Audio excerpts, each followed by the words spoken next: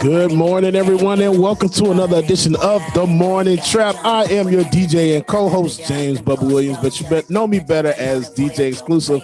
Want to welcome everybody in this morning. We got a great show coming up, so make sure that you stay tuned. Get your coffee, your tea, whatever it is that you drink, and let's get to it. This ain't 어디 덕에 잠깐 빠졌던 shit. This ain't 잠시 머물러도 떠났던 shit. 난 돌아갈 곳이 없어 이건 real life shit. 그냥 졸라 특이한 새끼에서 A-list shit. This is hit the rock bottom then come back up shit. 이런 나도 괜찮다면 레고 성 작업 같이 가져 no betrayal 심장 talk. I think you let it for my real supporters. All your wait is over. 난 최고가 어울려. 작은 만큼 누려. 누구 top 5는 할 때 내 이름을 쏟아 지워가며 약해질 거 없어 이제 고개 들어. Yeah, bring it back for you. 돌려줄게 give that cock for you. 대웅이의 back에서 right to the top for you. 센스 형의 사랑 나눠줄게 I got love for you. 응원 들을 때야 나게 다 보여. Do it in the air, so do it for your first supporters. Do it, do it, do it. Do it in the air, so do it for your first supporters. Do it, do it, do it, do it. Do it in the air, so do it for your first supporters. Good morning, everyone that's checking in the chat room. I see you. Good to see y'all this morning. Shout out to Brandon. I feel you, so thank you, Tammy. I see you. Sweet Miss Mika, good morning. Shout out to the Trap Squad Squirrel Gang in the building, y'all. Got a great show coming up. It's the Morning Trap, y'all. January 26, 2021. Y'all stay tuned. We got some good stories coming up, all right? All this while my granny found Jesus. Do it for your supporters.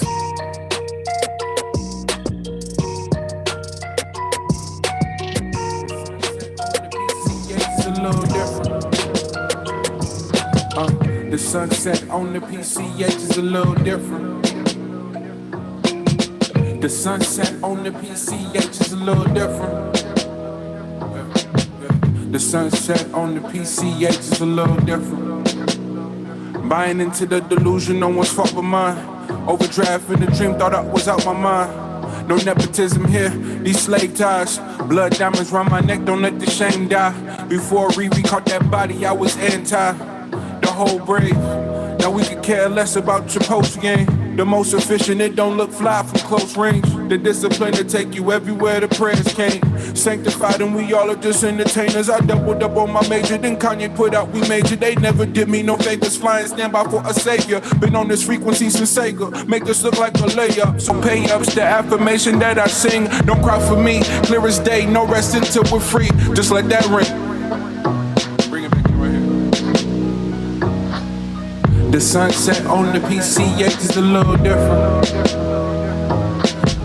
The sunset on the PCH is a little different. The sunset on the PCH is a little different. This song is called PCH. See a lot of people asking about it, and I will get you the name momentarily of the artist, so y'all keep locked in. Still a ways to go, doing my best, learning on the run. No sleep till the work is done. Insomniac, inherit nightmares for more to come. You're not the only one with dreams to make it in this town. Keep the love, give me your faith, lift me up and hold me down. Method to the madness, Chad Butler will be proud. Underground emperor, you boys throw in the towel. Who gon' stop me now? Yeah, I'm believing my own hype. Say anything you want, don't say we did it overnight. Your soul not for sale, but everything has a price. Cross my heart and hope to fly, and that we make it through the night. Gone. The sunset on shout out to Mundell that's in the building right now. This drop beard that he got going on. Is a little different. Good morning, everyone, and welcome to the Morning Trap. I am your DJ and co-host James Williams, better known as DJ Exclusive. Want to make sure that you hit that like button, share, subscribe, so you know when the Morning Trap is going live every morning. Make sure that you hit it. Let's get it to it. Got a great show coming up today, so make sure that you stay tuned. Tomorrow I'm not going to work. I gotta go to a appointment tomorrow for 9 in the morning. Probably be out of there about 10. Hey, Bob. So, hit me up. Let me know where you're going to be at. Bob. Maybe have some lunch stuff. Hey, Bob. See where you at. 8-bar corner pocket, calling all the shots, boy. Raw denim, 5 pockets, feeling like a hot boy. Y'all tripping, I was in the crib watching Top Boy. Chopping up this green, guess I got a thing for Bok Choy. Ain't worry about your playlist, bruh. I need an alias, I need a foreign passport, and a change of radius. I don't pay them, but I don't save them, I ain't the glaciers. Need 2 chains like Def Jam to change the glaciers. Titanic crash against flaws, you know my wave crazy. Put over with no ID, look like cocaine 80. Same kid with stripes like a ref's average shirt. Got the next magic verse, got my chest tatted first. Treasures, Antioch stores make desperate measures. Back when you had a 1-up, when your shirt said pleasures. Was in the church like elders, was underground like shelters. Made a plan to get it and kept it together like welders. I'm living stress-free, never catch me, never test me, oh no. I'm living stress-free, never catch me, never test me, oh no. I wish you could see me now, I'm unstoppable. I wish you could see me now, I'm unstoppable. I wish you could see me now, I'm unstoppable. I wish you could see me now, I'm unstoppable. Whoa, whoa, whoa, whoa, whoa. All black leather now, my vibe much better now. My tribe said I'm the one, my time feel extra now. My instincts dialed in, my senses is dialed up. My sentences chime in, they eyebrows rise up. I feel like a titan writing the scripture. My might is touching the mixture, designing the whole picture. Reminisce on tradition, my fighting the heart with the knockout. Make sure that you stay tuned. We're going to get started here shortly. Until then, you're going to rock this. With a smile on my face upon my arrival. It's a difference with racing for your survival. Think I'm poised to win it. Checker flags, waving Nipseyana. Drinking Chardonnay with my little mama banging Rihanna. Icons of this time that we live. I'm facing my every fear. I'm taking time to be still. I'm breaking down every barricade as I wait at the pier. Still waters run deep and I swear it's great to be here. I'm learning patience this year. Chasing greatness this year. I'm making statements before they happen. Creating this year. I seen love leave and I seen hatred appear. And my ears adjust to the silence. The snakes I can hear, but it's never scary. The DNA of God hereditary. We all in the same class, but the lessons vary. Old school ambition, but painted extra cherry. Receive the fruits of my labor, I think it's necessary. I'm living stress-free, never catch me. No, we don't never want test me. Oh, no. I'm living stress-free, never catch me, never test me. Oh, no. I wish you could see me now, I'm unstoppable. I wish you could see me now, I'm unstoppable. I wish you could see me now, I'm unstoppable. I wish you could see me now, I'm unstoppable. No games to play, 'cause you're not fair, my friend. You play no fair. This game, no place, no place. Welcome to another edition of the Morning Trap, y'all. We're gonna get started here momentarily. I am your DJ and co-host, James Williams, better known as DJ Exclusive. Make sure you hit the share button, the like button, make sure that you subscribe. So you know when the Morning Trap is always going live. Always make sure that you share, like, subscribe, click video at 9 as well. So that goes down to 8:30. Make sure that you check those out. Make sure you stay tuned, get your coffee, your tea, your drinks ready. Go down, y'all. I won't be playing this game. It's your turn to lose, babe. It's time to bluff, my friend. Bluff, my never know. Never know. I won't be playing this game. It's your turn to lose. You lose. It's time to bluff, my friend. You never know. You never dare. No games, my friend. You play no fair. This game is no place, big places. You don't ever care, you don't ever care, you don't ever care. Now I dare to let you know I won't be playing this game no more. Till I lose, it's time to bluff. No, I'll never know, but I dare to play with you, babe. I dare to play with you, babe. You don't ever care, you won't ever dare. You don't ever care about me. No. Hard work, curse you but won't hurt you. Respecting good manners will get you a lot further. The things that my grandma would say after church service, the things I repeat to this day.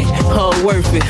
80s baby, that's who raised me. Mama had a boyfriend, but that was still my lady. And I could care less about the gifts they gave me. Put your hands on my mama, homie, I go crazy. Now that I'm older, I'm getting a little closer. Love only gets stronger, we talking a little longer. Was more than just a donor, my sister, brother, and father. Strongest woman in my corner, I'm talking about my mama, yeah. If it wasn't for her, then it would not be me. I got nothing but love for all my mommies representing. If it wasn't for her, then it would not be me. I got nothing but love for all my mommies representing. Always gon' care for me no matter what, she there for me from tutoring to therapy. My mama had the answer, everyone, and magician come on with in, the ring, she made it happen magically. Leave my jacket at the park again and that's an ass beat. If she say no, then she mean no, she don't need a reason. I always had the latest kicks during tax season. Send up the field with the bully, that's my old lady. Same women front row yelling rap, baby. They want support and looking just like my daughter. Shout out to grandma, she done raised a good father. When shit was getting tougher, she told me to pray harder. And if she hit the number, she would give me every dollar. Thanks, mama. If it wasn't for her, then it would not be me. I got nothing but love for all my mommies representing.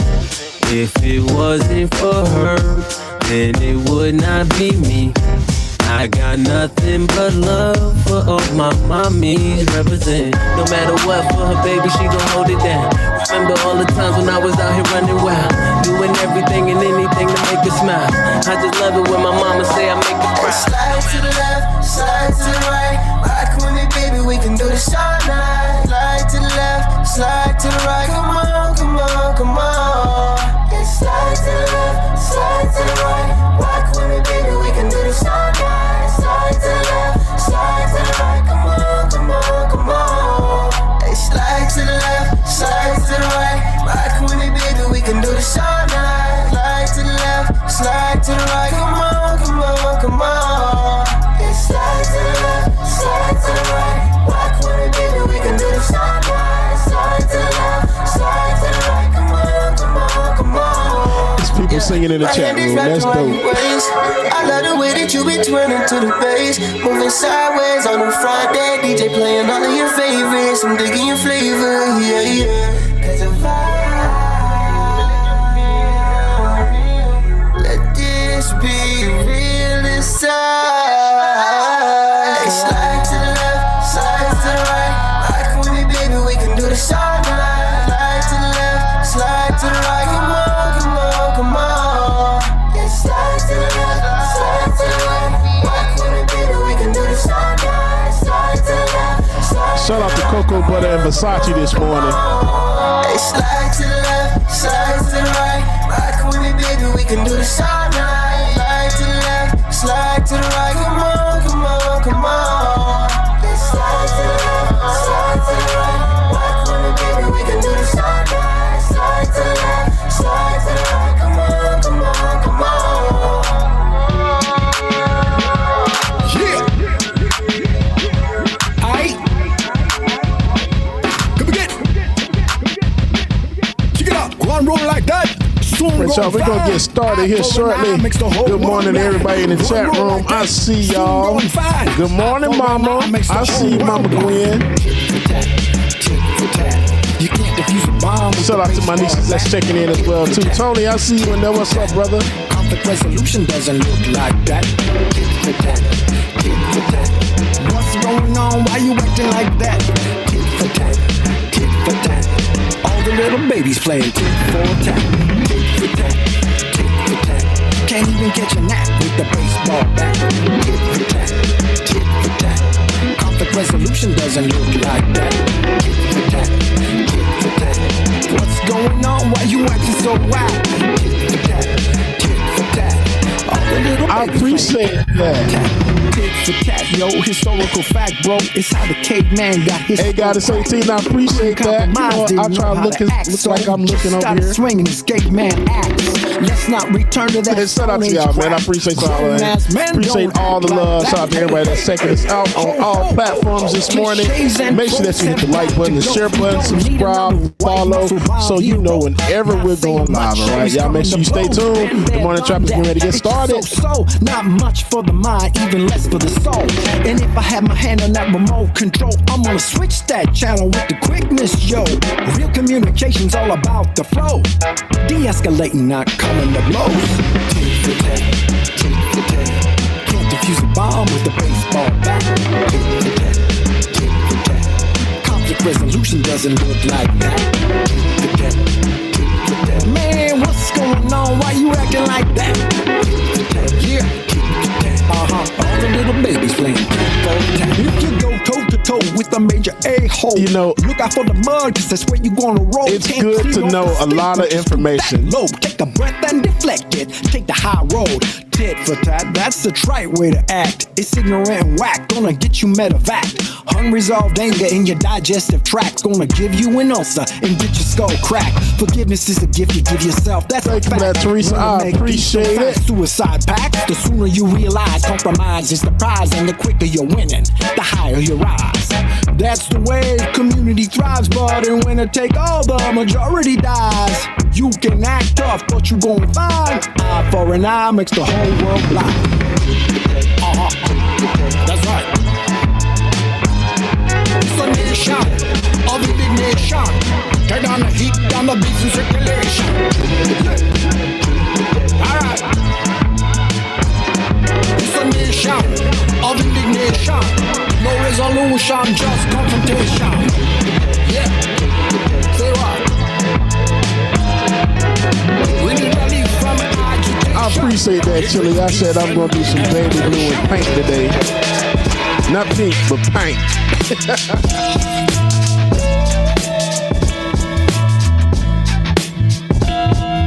When all the food's gone and the dirt's filled with trash. It's time to wake up, y'all. The morning trap is about to go down. Make sure you stay tuned. We get started here shortly. Drink money out. It's time to wake up. Shout out to everybody that's checking in. Appreciate the love. And if you feel so inclined to tip your DJ, you can. DJ X3C on Venmo and Cash App.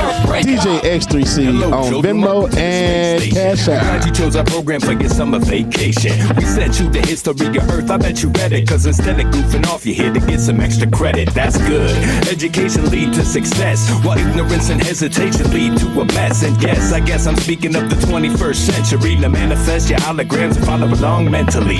As you can see from these primitive videos, humankind didn't really know that they were getting close to the events that would cause their extinction, because they were distracted by so many new inventions. And who could blame them? They rode in self-driving cars, using virtual reality goggles to fly to Mars. While on Earth, the dirt and air were getting kinda strange, full of plastic and smoke, causing global climate change. And while the rich men watched their salaries grow, people ignored reality and watched reality shows. Sometimes a news channel let the truth break through, but then a different news channel labeled that fake news. No one knew what to do, they were all overwhelmed. The Earth was a ship with no one at the helm. But then after the death of the last... Shout out my boy DJ that's in the building this morning. 2023. Thank you for watching. It's gone and the oxygen is low. Is that when they realize you can't breathe go? When everyone is gone and they're all by themselves. Is that when they realize you can't love wealth? Yo, it's time to wake up, it's time to wake up. Wake up. It's time to wake up, it's time to wake up. Wake up. It's time to wake up, it's time to wake up. Before mankind and Mother Earth break up. Now before the telepathic implants in our heads, people used to connect using the World Wide Web. They called it internet, where different types of social media store their information sorta like encyclopedias.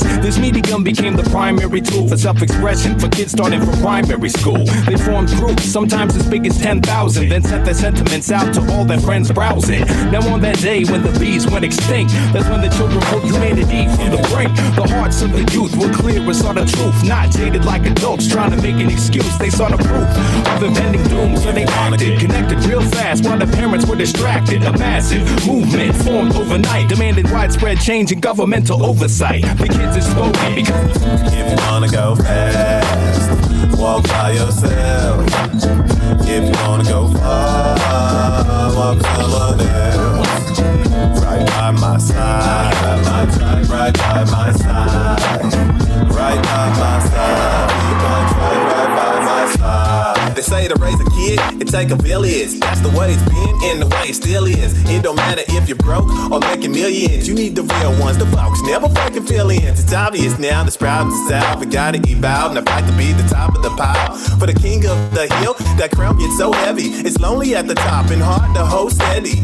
All right, ladies and gentlemen, I hope that you're ready. Some of the hardest working people in the business. Coming to you on screen, y'all. I present to you the Morning Trap. Let's go.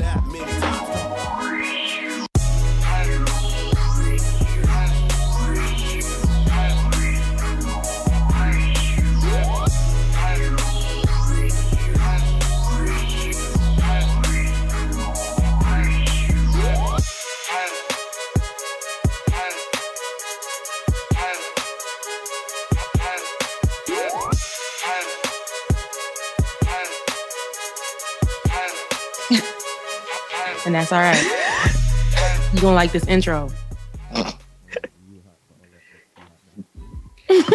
Good morning, you all. You have joined us today.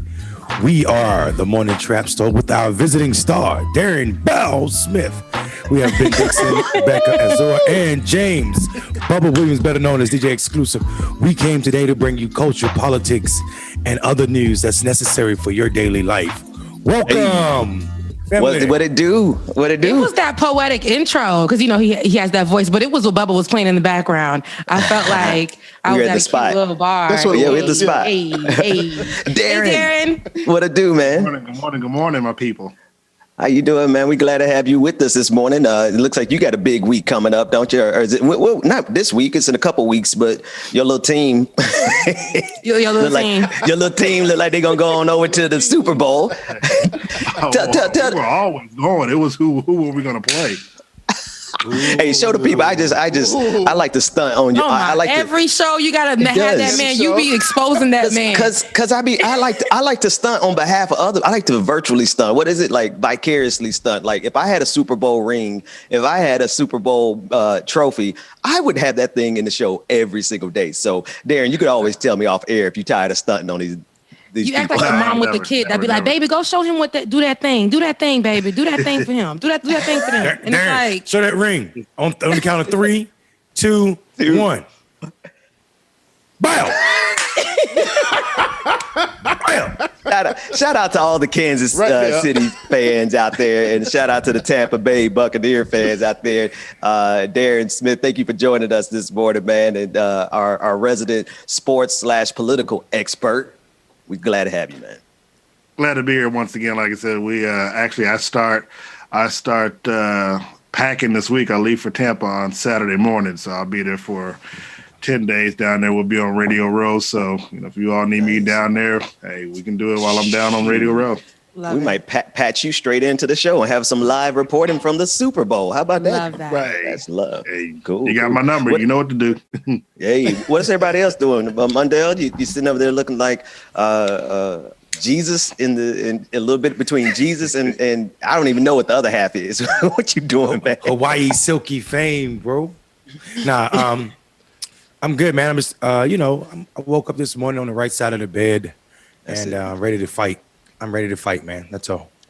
You woke up and chose violence? Indeed, I did. The Jesus type of violence. That's my kind of violence, man. Absolutely. Actually, I'm more like Peter. I'm named after Paul, but I'm more like Peter because if I have to, we'll cut your ear off. But you follow the radical Jesus tradition. I'm just saying. No, I'm more prone to cuss somebody out than to heal their ear and put it back on. So that's where I wouldn't do what Jesus would do. I'm just that black liberation. We were just talking about it yesterday. That's what I'm talking about. Indeed. I'm just running my mouth. You really are. You really are, Ben. I made a mistake last night and watched. One Night in Miami. Oh, that was so good. It's. I mean, like the night. Of course, the night did happen, but the conversation was not that conversation. Even still, I fell in love with those 4 black men even more. So it was powerful. Yeah, I haven't seen it yet, so I guess I need to put it on my list. Was it on Netflix? It's on Amazon Prime. Unfortunately.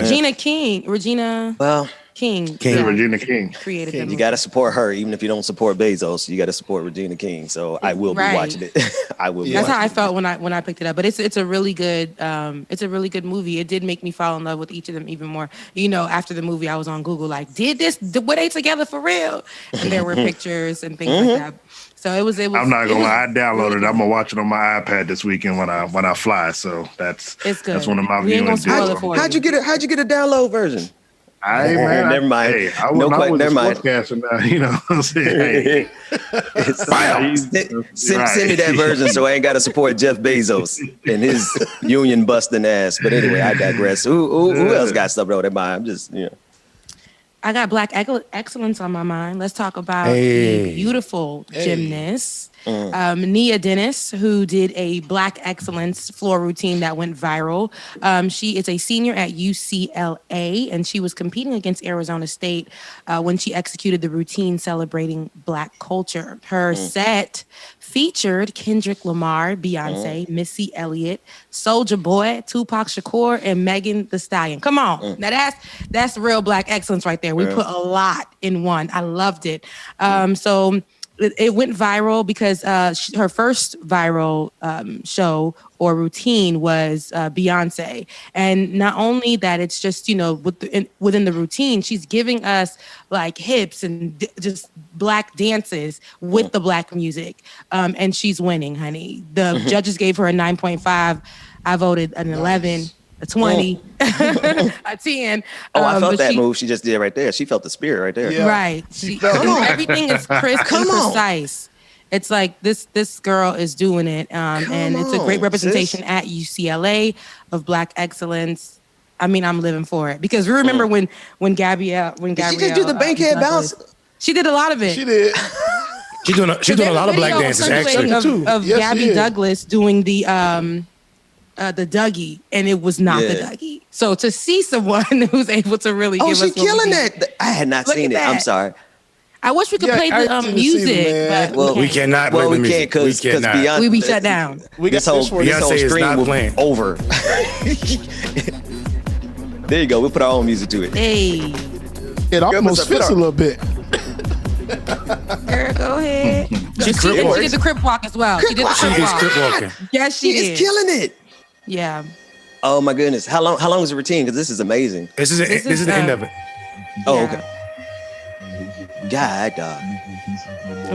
Look, it's hey man, you put some karate. Yes, Black girl. Yes, that's it. Yeah. Number 12. Like that's my girl. I love it. What's her name? Nia. Her name is Nia Douglas. Nia Douglas. Not Nia Douglas, excuse me. Sorry. Dennis. Nia Dennis. I'm thinking about Nia Dennis. No, Nia Gabrielle. Dennis. Yeah, Nia Dennis. Shout out to her. That's amazing. What y'all think? Beautiful young woman. Yes. Yeah, that was really dope. The white people gonna be like, y'all can't let us have nothing. Not a thing. We taking everything. We're reclaiming our time. What's next? What's the next sport we gonna take? Like, because what's the next sport? Like water polo. Ice hockey. We got anybody dominating a water polo?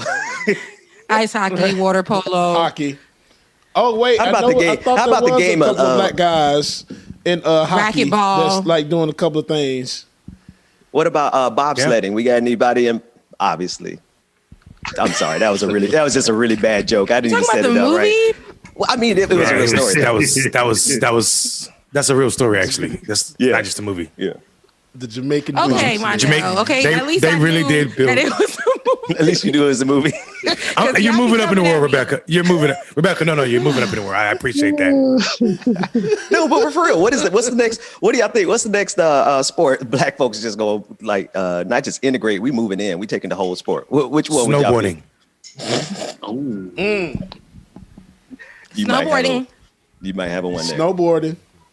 I'm ready to see more Black women swimming. Did the audience just hear our producer? Because that was hilarious as hell to me. What did he say? Oh, they don't hear you. Okay. It was great. He's the voice in your head, Ben. He's the voice in your head. Hey, listen. The voice in your head. Right now, I've got 6.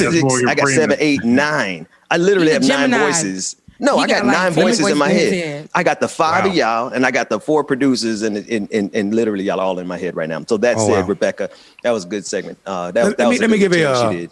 Can I give a shout out to our fans, people that watch us, our followers? For sure. Yeah. We sold so much gear yesterday. Yo, y'all are dope. I can't believe y'all did that. Yo, nice. We sold so many cups and hats and sweaters and thank y'all. Put it up. Thank y'all so much. Put it up. Once again, that is the black male voter mug that changes. It is filled with black substance right now. Yes, and when you put black substance in it, what happens, Mondale? Let the people know. White people are safe. They are exposed. and as the substance goes out of it, it turns color. It goes back to black. Yeah. That's dope. I'm gonna have to give me a couple of those. And you can find that once again on the blackmalevoterproject.org. Blackmalevoterproject.org. I got it right this time, Mondale. And you got it right, and you got some banging earrings. Go ahead. Oh, thank you. All right, dude. I was gonna bring that up. Like, it's the earrings for me. Thank you. It's the earrings for you. It's the earrings for me. Thank you. All right, Rebecca. Every time I look at them, I'm sorry, Ben. Go ahead. No. Go ahead. Finish that thought, man. You know all. I was gonna say every time I look at the news. Every time I look at. This is the culture I warned you guys about. We didn't say which order you were gonna get it in. We did not. I was just gonna say every time I look at your earrings, Rebecca, I think about Qatar from Mortal Kombat. Fans. Katana with the fans. Yeah. Hell yeah. Finish him. Kill somebody with that. Rebecca, what are you watching? What's happening in the news? What you got? What I got in the news next is we're talking the COVID free to get in the country. And a lot that's been making its rounds. Basically, we're starting Tuesday. All travelers, including U.S. citizens and permanent residents returning to the United States, will have to test negative for COVID-19 within 3 days before their flights, even if the country they are flying from has low testing capacity. The change to the rule comes after President Joe Biden, because he is President Joe Biden.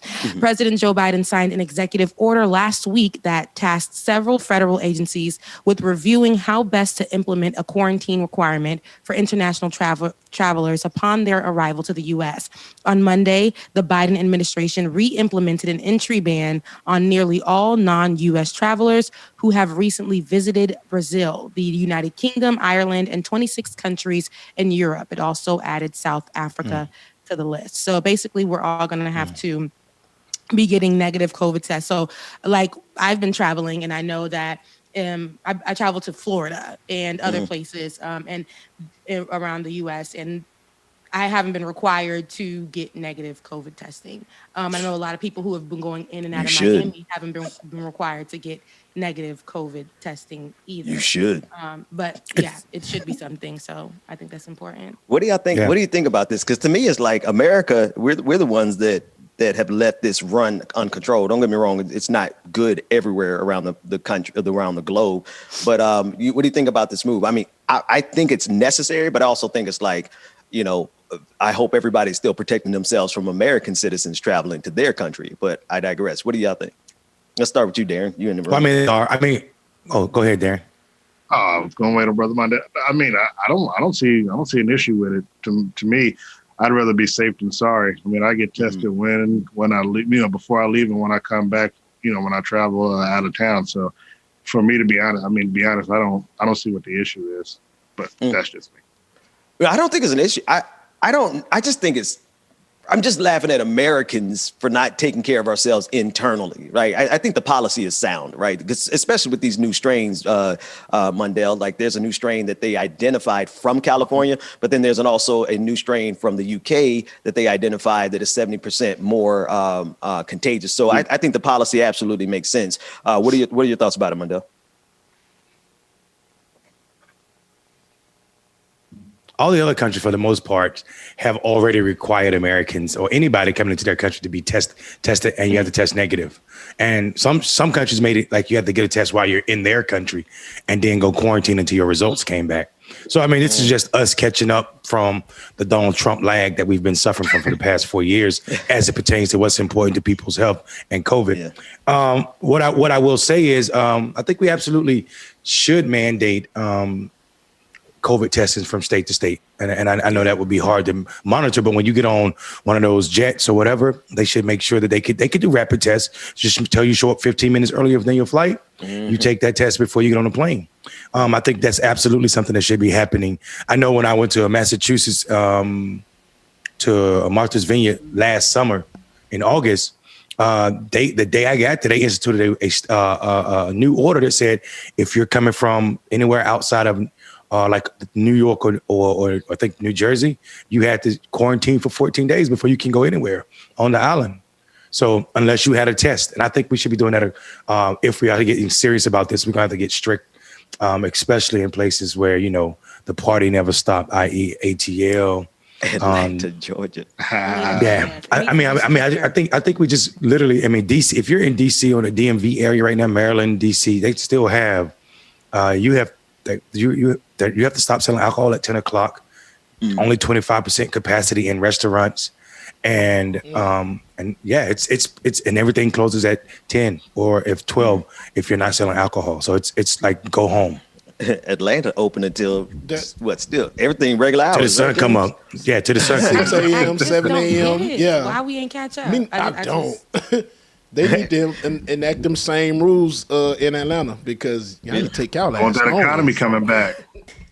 Hey, but the economy can't come back if folks is dead though. That's what I'm saying. Like y'all, they letting folks into the like, bruh. Let's just be real. The strip clubs is open in Atlanta. Come on, man. Like I get it, and I get the economy got to thrive and people got to eat. But that's what we got a government for. The government's fully capable of paying these bar owners and these club owners, pay them some money, right, so that people don't have to come in and risk their lives. But well, you know, Ben, they can't pay without being offset. Come on now, you know how that works. You know what I'm saying? We don't want to give people who look like us, poor people, we don't want to give them money unless we cut some of the programs. Now, you know how it is. Okay, I'm cool with that. I got the perfect program for them to cut. The military. If we took 3% from the United States military, we can end hunger around the entire world, bro. Just 3%. That wouldn't be fair to rich people. 3%. That wouldn't be fair to rich people. 3%. Just 3% of what we spend on the military every year could end hunger around the entire world. Monday, you too radical on that. You too radical for these rich people, man. No, you can't do that. He giving radical. Just coming on here spewing out stuff. 3%, man. That just shows you that anyway. Y'all better get me off of that one. Go ahead, Rebecca. This goes back to the conversation of, okay, what's more important, saving people's lives or saving the economy and keeping rich folks happy? That's they gonna pick the economy. Don't nobody care about people here in America. Don't nobody care if folks is really dying like that. That's not a concern. The concern is keeping our economy or getting our economy back to a flourishing space because that makes America look good. They're still going with that. We're in another administration right now, and I feel like it's still gonna be. I know that there are things that they're trying to implement, but it's still gonna be economy over. Profit over people. Yeah. Profit over people. Profit over people. It is, yeah. I mean, and I think that pregnant pause is necessary because, I mean, we say so quickly in these segments and in life, you know, we talk about the working class. Ben, it's part of the political conversation all the time that we're talking about working class. But in actuality, the working class is synonymous with the middle class. Those things don't exist in America for real. There are very few people in the middle class. You either have or you don't in this country. Come on, man. You have or you don't in this country, and most people don't. Most people don't. And the thing about it is we've stigmatized being poor in this country because people don't understand it's a policy issue. That's why we have poverty in this country. It is a policy that put people in that space and keep people in that space. So now people won't even tell you when they're poor because they're embarrassed to be poor. When in actuality, before Black people had access supposedly to the services to correct it, when white people were poor, no one shamed them for being poor. During the 30s, the government went out of its way to feed people when it was its fault that the economy crashed, like all the time. Like right now, it's the government's fault, right? Donald Trump's lack of response for COVID is absolutely responsible for where we are in this economy. Had we taken COVID serious, maybe this country could be open back up and business could be coming back or thriving. But because of him and his lack of action, we have more people pushed into poverty, and we need to address that. So I see what's going on. I think it's just dangerous, man. That 8 million, right? There's a new study. 8 million people have fallen into poverty. Let's start with the fact that there's plenty of Americans, millions of Americans already in poverty. But the new study is showing that 8 million Americans have fallen into poverty since the pandemic. And we're still around here trying to negotiate $1,400 checks. In fact, Biden says he is open to negotiating the proposed $1,400 COVID stimulus checks. Rebecca, tell us about that story. So with the $14 that was once $2,000. With that, President Joe Biden said on Monday that he's open to negotiating the eligibility requirements of his proposed $1,400 COVID stimulus checks. That's $1,400, a nod to lawmakers who have said they should be more targeted to lower incomes. The previous round of stimulus checks, including the $600 per person check approved in December, which I still have not received, was generally limited to individuals earning less than $75,000 a year and married couples earning less than $150,000. So the fact that he says that he's open to negotiating, it's just the verbiage to me, because before office, I know they said that they were going to push to get us $2,000, and Trump's administration had given us $600. So they deducted that from the $2,000 that they wanted to give us. So I'm looking like that's not in the middle of the night, like nobody that's not what was said. Right. That's not what was said. So that's now not how we do business in America. We're looking at y'all like you trying to really pull the wool over our eyes. You trying to we don't play that. Okay. We said that we're going to hold you guys accountable. And what we believed and what we heard you say was that you are going to work on getting us $2,000. The other administration fought and did their worst to get us $600, right? And now you come in and you're like, okay, so they did get $600. We'll just go ahead and put $1,400. Like I said, they rather do more for the economy than the people. And this just goes to show that no matter if it's the Democrats or the Republicans, that's what's more important. I want to pass this around to everybody because this is the one for me, right? Because that's not how this works. This is a new administration. You promised us $2,000. We're looking for $2,000 from this administration, not the other $600 given to us by Donald Trump. That said, Mondale, this comes directly to what you were saying. They're considering doing some caps in terms of how much you make and how much you'll receive from the government. But when you break this down, first of all, $2,000 by itself, $1,400 by itself isn't enough for an entire year in a pandemic. And then secondly, a person could be making $75,000 a year. And if they're in the wrong city, they're in trouble. This people need help at all levels at this juncture, excluding the top 1% because they've gotten rich. But middle class, like you were saying, middle class, this is not going to help anybody who's been stuck in this for a year. But everybody needs it, so they need to hurry up and get it done. Mondale. Yeah, I mean, in the defense, and this is. Should I issue the warning, Ben? Oh, do you need the disclaimer? Should I do the disclaimer? I can. I'll do it for you. Have we ever had the disclaimer on the morning? Not on the morning trap. Not on the morning trap. This is a tradition coming from clickbaity. All right. I need a disclaimer. This is a tradition that we're taking from clickbaity. It's anytime someone needs to defend someone that they otherwise would never be caught dead defending. Previous episodes of clickbaity, I had to defend Hillary Clinton, and I think they even got me to defend Ronald Reagan one time when we were comparing him to Donald Trump. That said, Mondale is getting ready to defend something or somebody, and he wants the disclaimer. Let's go. Right. Okay, I'm gonna defend the Biden administration in this one. $2,000 is nowhere nearly enough money for people who've been going through this, especially since you're not gonna send $2,000 for the months that they miss money. But they did say that they would make it to $2,000. So that I think what happened was people just heard 2,000 and didn't hear the make it 2,000, right? So that was talking about filling the gap. Also, this is not enough either, but also it's important to know that the Biden administration is fighting for $300 for children up to the age of 6 every month, directly deposited into people's account per child from from the IRS directly deposited. And if the child is over 6 years old, so basically 6 to 17, meaning they go to school, not daycare, then they're also talking about $250 for those children. We know that's not enough money per month, but it is extra. So when we're talking about, we'll take it. Exactly. I'm sorry, say that again, Dwayne. I said, I wish I would have been multiplying the earth. You know what I'm saying? You said you should have had some kids out. I ain't got no kids, so it don't apply to me. I hear what he's saying, but then kids. I tell you what. Drinks on me then. Kids for my taxes now. Virtual drinks on me then, because am I the only one with kids on the screen? You are. I think what's necessary is, we have to know that they're in the. This is his administration.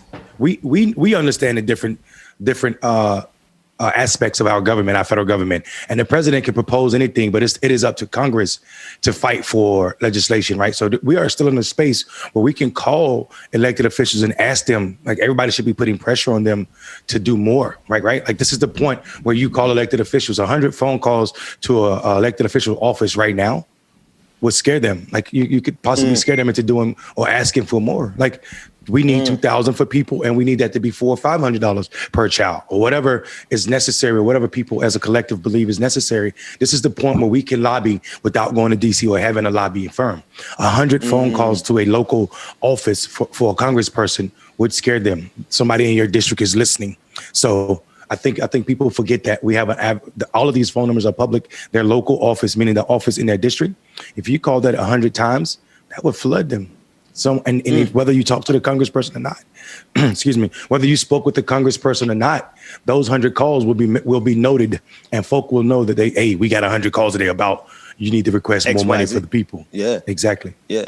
So action, and this you're saying what can rectify this instead of us just being upset about it, which we can and should be. You're saying if we pick up the phone and call, that we actually can get some movement on this, because that's how we get movement on things. Exactly. And this is the phase. We're in a negotiating phase. So before anything is set in stone and then it becomes legislation, and then we start fighting it. Let's do it right now. Call. Yeah. Okay. I'm curious, Ben, because I know you were kind of passing things around the table. Look, kind of like what Mondale said, it's up to our elected officials in Congress. There were Congress people, of course, AOC and others who decided to call Biden now, because obviously after we won Georgia, and kind of a little pushback on what Mondale was talking about. They said, you win us Georgia, we'll get you $2,000. They didn't say we'll get you the extra $1,400 to offset the $600. $2,000. We win Georgia, $2,000. So you got to be careful in the words you say, because you think people aren't paying attention. And social media is a beautiful thing where you can go back and pull people's words and videos. Now, look, I'm with Mondale. Stuff should obviously be backtracked or should be retroactive all the way back to March when you started this stuff. Because again, where you think $1,400 or $2,000 is going to help somebody, it'll help them immediately right away. But you still got people who haven't gotten their unemployment, that they haven't gotten it for like 16 to 20 weeks, and they're still trying to rob Peter to pay Paul. And this is a situation in this country right now that people are hurting. And another point Mondale talked about earlier about the working class. Again, we cannot forget that there is a separate class that Congress never talks about, and that is the working poor. I mean, people who make 15 or 12 or 30, the people who make the kind of, that's working poor. I mean, that's working poor because you're barely making enough to pay the bills that you got. And, perhaps you have a sales job where you make a little extra on commission or something like that. But, but these wages that people are making to make it seem like they are the middle class is unfair, and it's not true. Yeah. Pregnant pause. Because I agree. I think that let it resonate. In a way, that both of what y'all are saying is absolutely true. Rebecca. Right.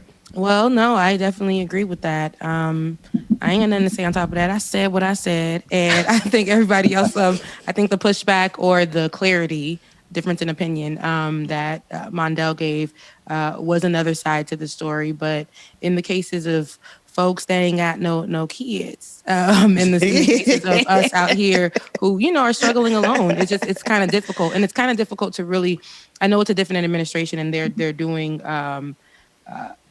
verbiage matters. So they knew and seen when they did mentioned the $2,000, what was being pushed around. And a lot of us poor folks were just like, we can't wait till we get Biden in office because we's going to get that grocery. We're going to get the groceries. We're going to make sure, we got a little bit sprinkled over here for gas and car note. Hey, man, people's having a really depending on that. But I think, Rebecca, I think, I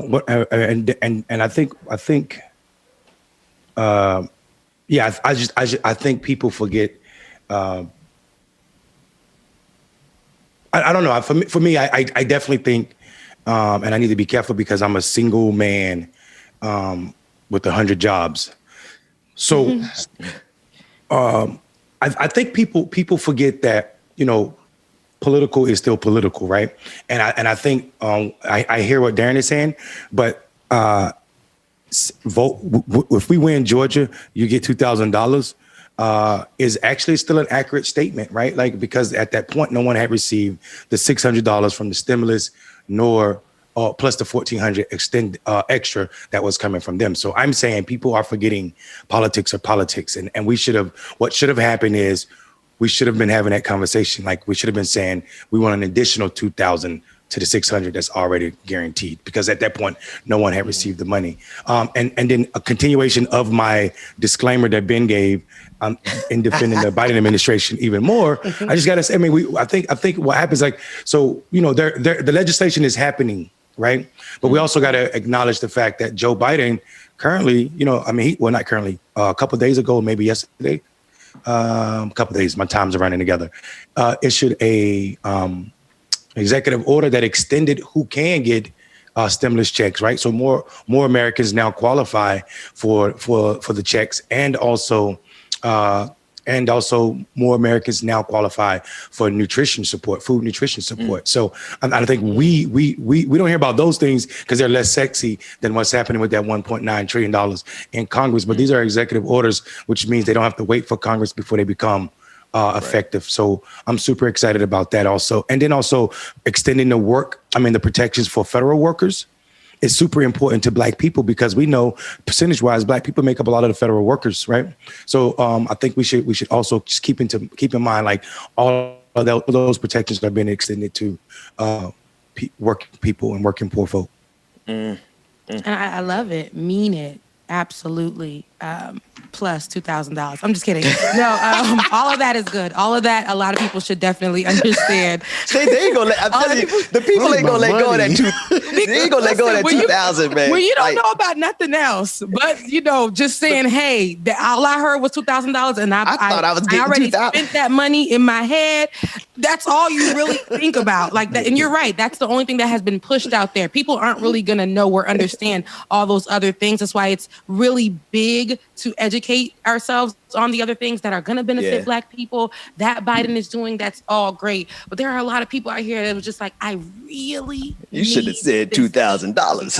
Exactly. Like, just because you said it. Just because you said, that's all I hear. That's all I remember. Right. So, so it's but the other, if I may, Ben, Rebecca, the other thing that I like to try to stress a little bit is the unemployment and what you're giving, the people the extra $300 or $400. It should be at a minimum back to the $600, because that's what Democrats fought on most of the year last year with Donald Trump and his administration, and of course, the fact that they negotiated down to $300, and now Biden coming in talking about, well, after March, we'll bump it up to $400 again. You got to remember, these are rich people negotiating what the poor people are going to be able to get, or the working class is going to be able to get. So this is something that I think, is kind of going under talked about, but something that we should be pushing our Congress people and senators about, to where they should, look, if you're going to negotiate higher. And if you end down lower at 600, that's fine. That's something different, because again, see, what's going to happen is, I know we haven't really talked about it, but all the Republicans that are going to be against it anyway, this stuff is still going to help their people. So the Republicans will try to have it both ways. They'll vote against it, talking about the deficit and stuff, while still allowing their constituents to benefit off of what Democrats do. So we got to keep that in mind, because that's the game that they're going to be playing these next 4 years. Like, they know it's good for their people, but if they vote against it and it still passes, well, they still benefit, their constituents, so they can go back and run out on that.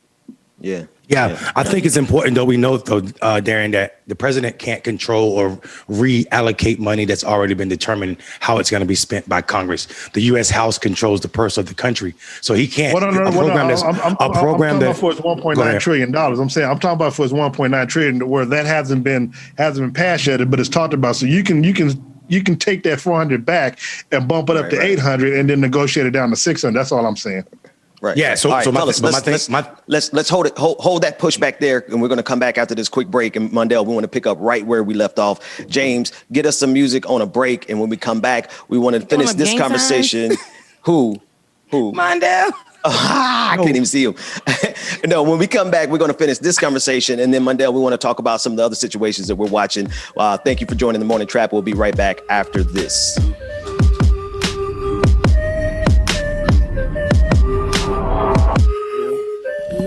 Thank y'all for tuning in this morning. Make sure that you stay tuned. We still got some good conversation coming up. Losing pieces of my mind, stuck, I can't turn back time. Yeah, it feels like better days. Now I sit and waste away. Watch my lips slowly decay. Bury me.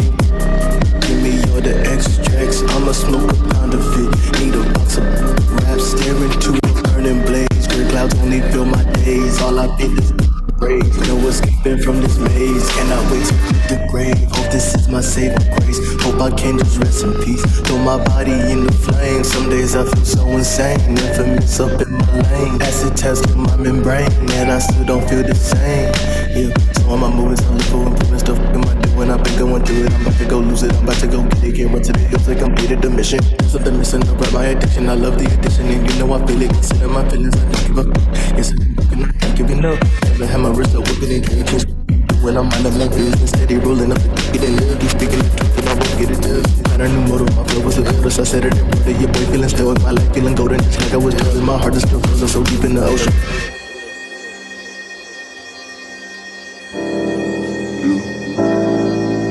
Wasting time, get this creeping by my side. Lost in haze and sleep.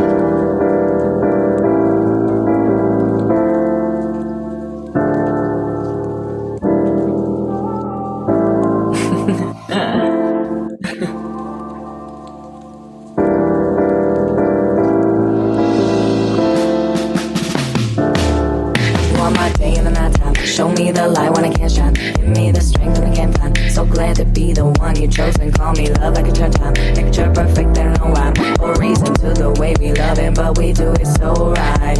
Adrift inside my own mind. Take my hand and guide away. Slipping through the sands of time. Daydreaming of the other day. I love you so.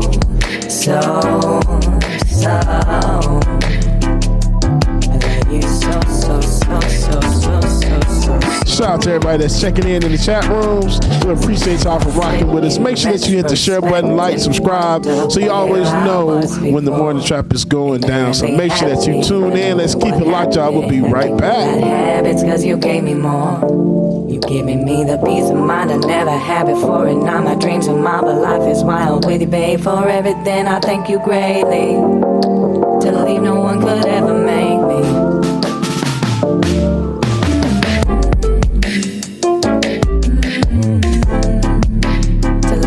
Could ever make me.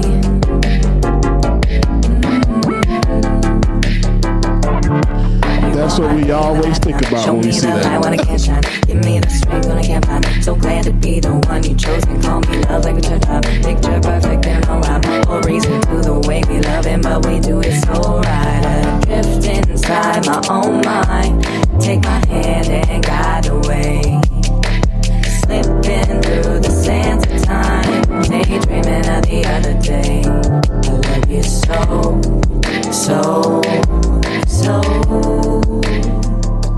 I love you so. I love you so. Serving, take no orders, but I'm serving. That little mama got me swerving. Look like it's working. Serving, take no orders, but I'm serving. That little mama got me swerving. Look like it's working.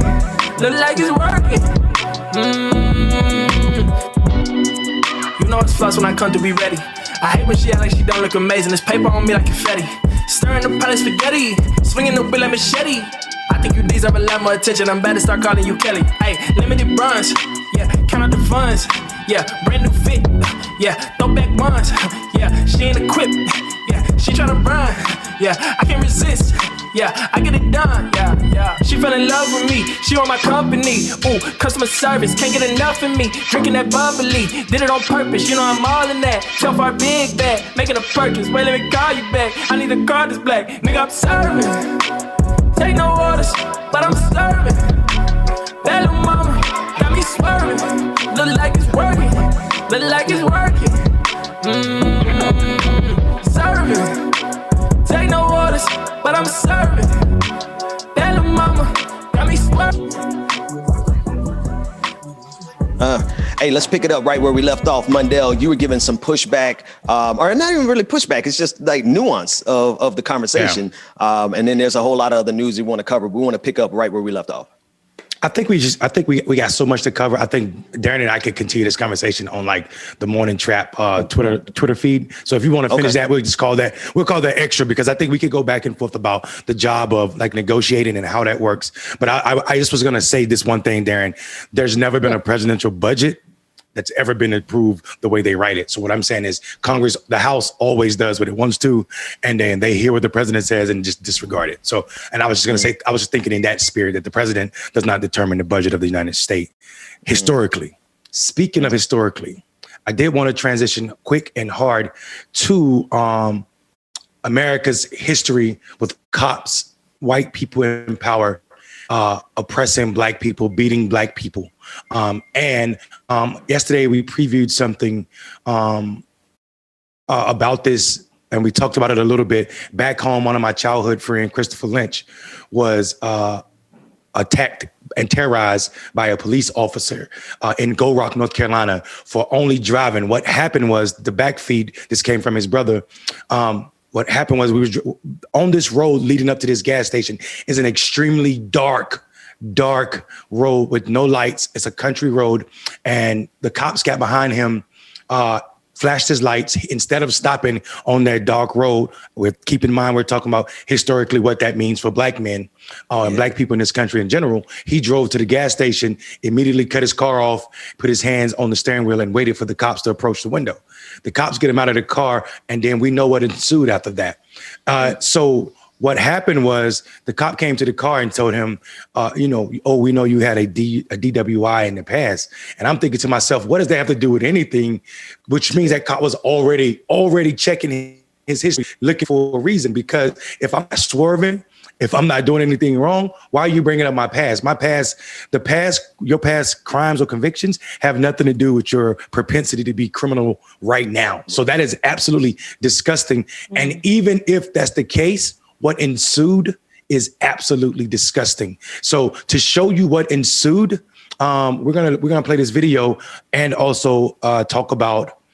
I'm gonna open it up for Ben and Rebecca and Darren and Bubba to get in here as we watch what unfolds when this cop exerts his whiteness over this brother for no other reason than he can. Knees in back, foot on back, arms in back of neck, and even allowing a civilian white man to come over there and get involved. Wow. This all happened while this brother was already handcuffed on the ground. Oh, wow. He was in a sitting handcuffed and laying position. Yeah, it's ridiculous. Is he laying on his back there? It looks like he's laying on his back, and the officer's still. What? Yeah. I mean, so what's going to happen is this white guy's going to come over and help him twist his arm even more. There's Billy Bob coming over to help. And then you see Billy Bob coming over. The cop? Is that what you're saying? Yeah. This is a civilian right here.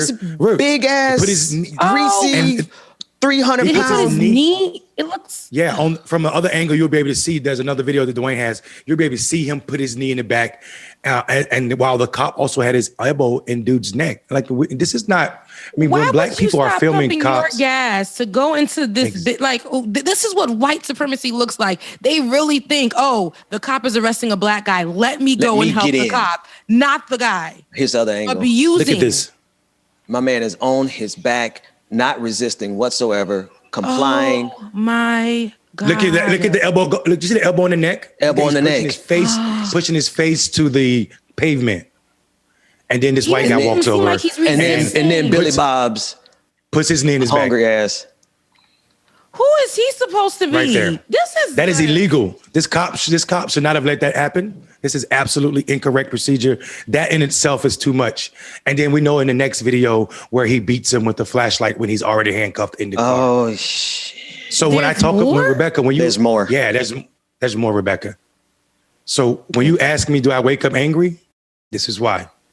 This is what it means. We talked about the justice with the cop. Look at this. Nah. Beating him. You kidding me right now? You're kidding me right now. He's in handcuffs already. Why is he beating his knee? You're kidding me right now. No. Are you kidding? Like, here's what you all didn't know. So his brother, the officer had talked to his brother before when he was still in his car because he was so nervous. He said, "Call my big brother." His big brother is Charles Lynch, who shared this video. He said, "Call him."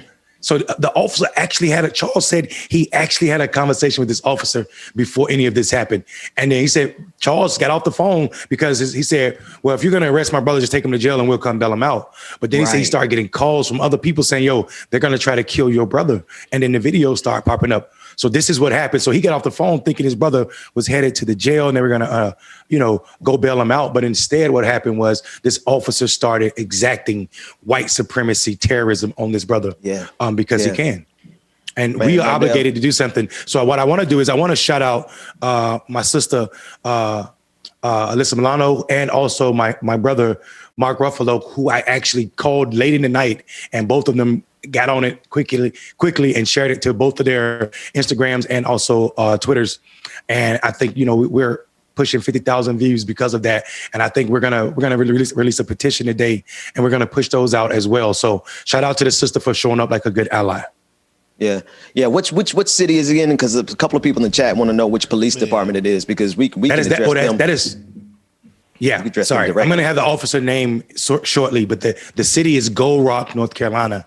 But that's a highway. That's a state trooper. Patrol. That's a state trooper. Okay. That's a state trooper. And man, first and foremost, man, like first of all, my thoughts and prayers with your friend and with all of you, because experiencing that at any level is traumatizing. And the fact that you actually now have the responsibility of covering it, I know that does something to your soul, man. So I'm sorry you had to share that video, but it had to be shared. Indeed, it does. Please, everybody watching, use hashtag justice for Christopher Lynch. And call for a swift investigation like we saw in Washington State. In less than 24 hours, they were already investigating the cop that ran over people with his car. And we talked about white people justice versus black people injustice. This not being investigated as swift as what happened in Washington is the furthering of the injustice black people receive from the criminal justice system in this country. Anybody else got? Because it's a lot. Like everybody.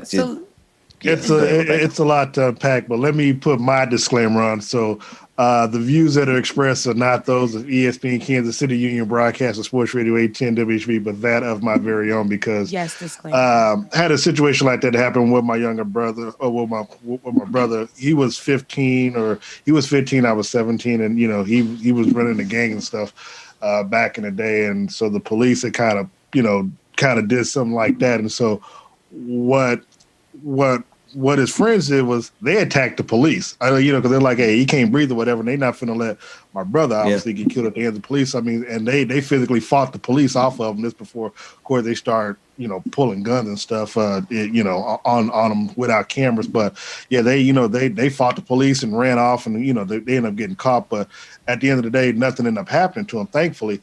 But I'm gonna be honest, man. When I see stuff like that. Missouri is a concealed state where you can do whatever. But if I saw just anybody, whether it's white guy or not, think that they're going to go help the police, do something like that, brutally attack somebody, you got to get got. You know what I'm saying? And that's just me. And so, look, man, I'm very hurtful and sorry about what happened, to your friend Mondo, because I'll be, look, man, here in Kansas City, we don't play it. We. And man, if that were my relative one, I'm gonna film it. But if I see it getting out of hand to where the cops doing some stuff, you know, Yeah. my See that soul bystander? my soul is already, is already. Well, I know where I'm going if something were to happen. So, you know, if I have to protect my brothers or whoever, and I gotta go, well, I'm not going by myself. That's all I'm saying. Yeah. Hey, man, it's true. It's true because what people got to understand is you can only push people so far. You could only push people so far, and we only taken so much for so long, and we already see white supremacy is the biggest threat in this country. James, I know, I mean, you from Atlanta, so all these stories we see on a regular basis. We see them across the country. It's a lot, man. Yeah, and everybody is sick of this crap, man. When is enough enough? Like, when is it gonna stop? When is everybody gonna wake up and see that this is what we go through on a not occasionally, it's a daily goddamn basis. Sometimes hourly, sometimes whenever it happens, and it's just time to like this shit to stop. It's just time to stop, man. Yeah. And like I think now at this point, people are becoming so desensitized to it. It's like, oh, look, another black man that's on the ground being choked by the police. It shouldn't be like that. You should be outraged just like the hell we are. Every day you see that stuff. Because I know I am. Every time I see something like that, I get outraged. I punch stuff. I do everything. If I hadn't been on this camera right now, I probably would have been throwing stuff around in this apartment. It's real talk. So it's just time for it to change. Yeah, and the biggest thing about it, people think that movie Queen and Slim is just a movie. Man, look, hey, that's real life, bro. I mean, these streets will protect one, especially against crooked ass cops. I'm sorry, crooked cops. Nah, bro. I mean, it is what it is. And I think are tired of it. Yeah, I think a lot of us are tired of it. And just yesterday, there was news that broke out about Trey Songz and how basically showing how he was tired of it. Kansas City police jailed the R&B artist overnight after he scuffled with police officers at the AFC Championship game. And according to TMZ and Kansas City police fans in the area around Trey, they complained to the stadium officials about him not abiding by the COVID-19 related protocols and other code of conduct rules for fans. Allegedly, he refused to wear a mask. The stadium's private security was initially called, but after Trey allegedly refused to comply with their orders, they called KCPD. And according to TMZ, Trey refused to comply with these police officers who alleged that Trey punched an officer and put him in a headlock, which we do see in the video. More officers were called in and Trey was later arrested. TMZ video does not show how the altercation began, and some fans can be heard yelling at KCPD to leave him alone. The video shows at least one officer without a mask and others with mask, not completely covering their mouths and nose. Back in October, Trey Songz tested positive for COVID-19. And at the time, he said, I will be taking this seriously. I'll be self-quarantining. I will be in the house until I see a negative sign. Now, I say all that to say that's the narrative that they want to push. I don't know. We don't know what happened before the altercation. But in just hearing all of you guys talk as black men, right? And me just being black, I know that you guys literally, like you told me, Mondale, you said, Rebecca, I wake up and I'm upset, I'm mad. So I get it, because when you go to an event like this, and we can cover the COVID-19 part because that's important as well, but I want to stick on this part. When black men see police officers, when we see what you guys have gone through, we've watched, we've protested, we've fought, we've yelled to the sky about protecting black men against police officers because they view you guys as, they use you guys as target practice. And literally. I feel like even if they were coming up to him in the sense of, hey, put on your mask, what he saw was red. A police officer just coming at me, and I feel like he's coming at me aggressively. All I see is red. From all that we've experienced last year with George Floyd and everyone else from before and after, it's like when a black man sees an officer, they automatically feel like they need to protect themselves. They don't hear or see anything. They just really go into protection mode. Because with Mondale's friend, what we saw, look at that. What we saw in a simple arrest, abuse, like overuse of force. So let me. Can I tie something? Oh, go ahead, Darren. I want to tie something together. Go ahead. No, I'm sorry, because I was actually at that game. So okay. That's really good. Talk about it. So where he was sitting, I was in the end zone. I mean, this is around the 50-yard line, but we could still see what's going on. So it wasn't like I was like up in the balcony someplace like that.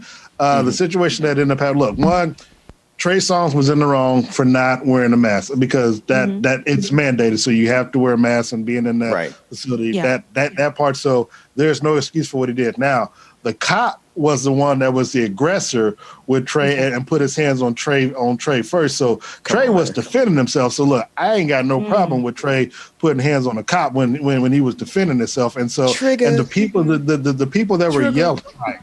Exactly. And so the people who were there were, was telling the cops like, hey, you know what I'm saying? Like, one, it wasn't a matter of, hey, do you know who he is? It wasn't nothing. It wasn't anything like that. It was just a matter of like, bro, the cop was in the wrong being the aggressor towards Trey. And so the fact that, of course, Trey's defending himself and putting the cop in the headlock or whatever, that's when, of course, now you see something like that, that's going to give obviously the other white cops, the sheriff's department, here in Kansas, all they're seeing is a black guy putting a white guy putting a white cop in the headlock, and so the security of the people that were around, they were all a certain persuasion, and so we got to keep that in mind. And so and the people that were kind of around Trey were of a certain persuasion because it was a lot of Buffalo Bills fans and it was a lot of Chiefs fans there, and the tickets were very high.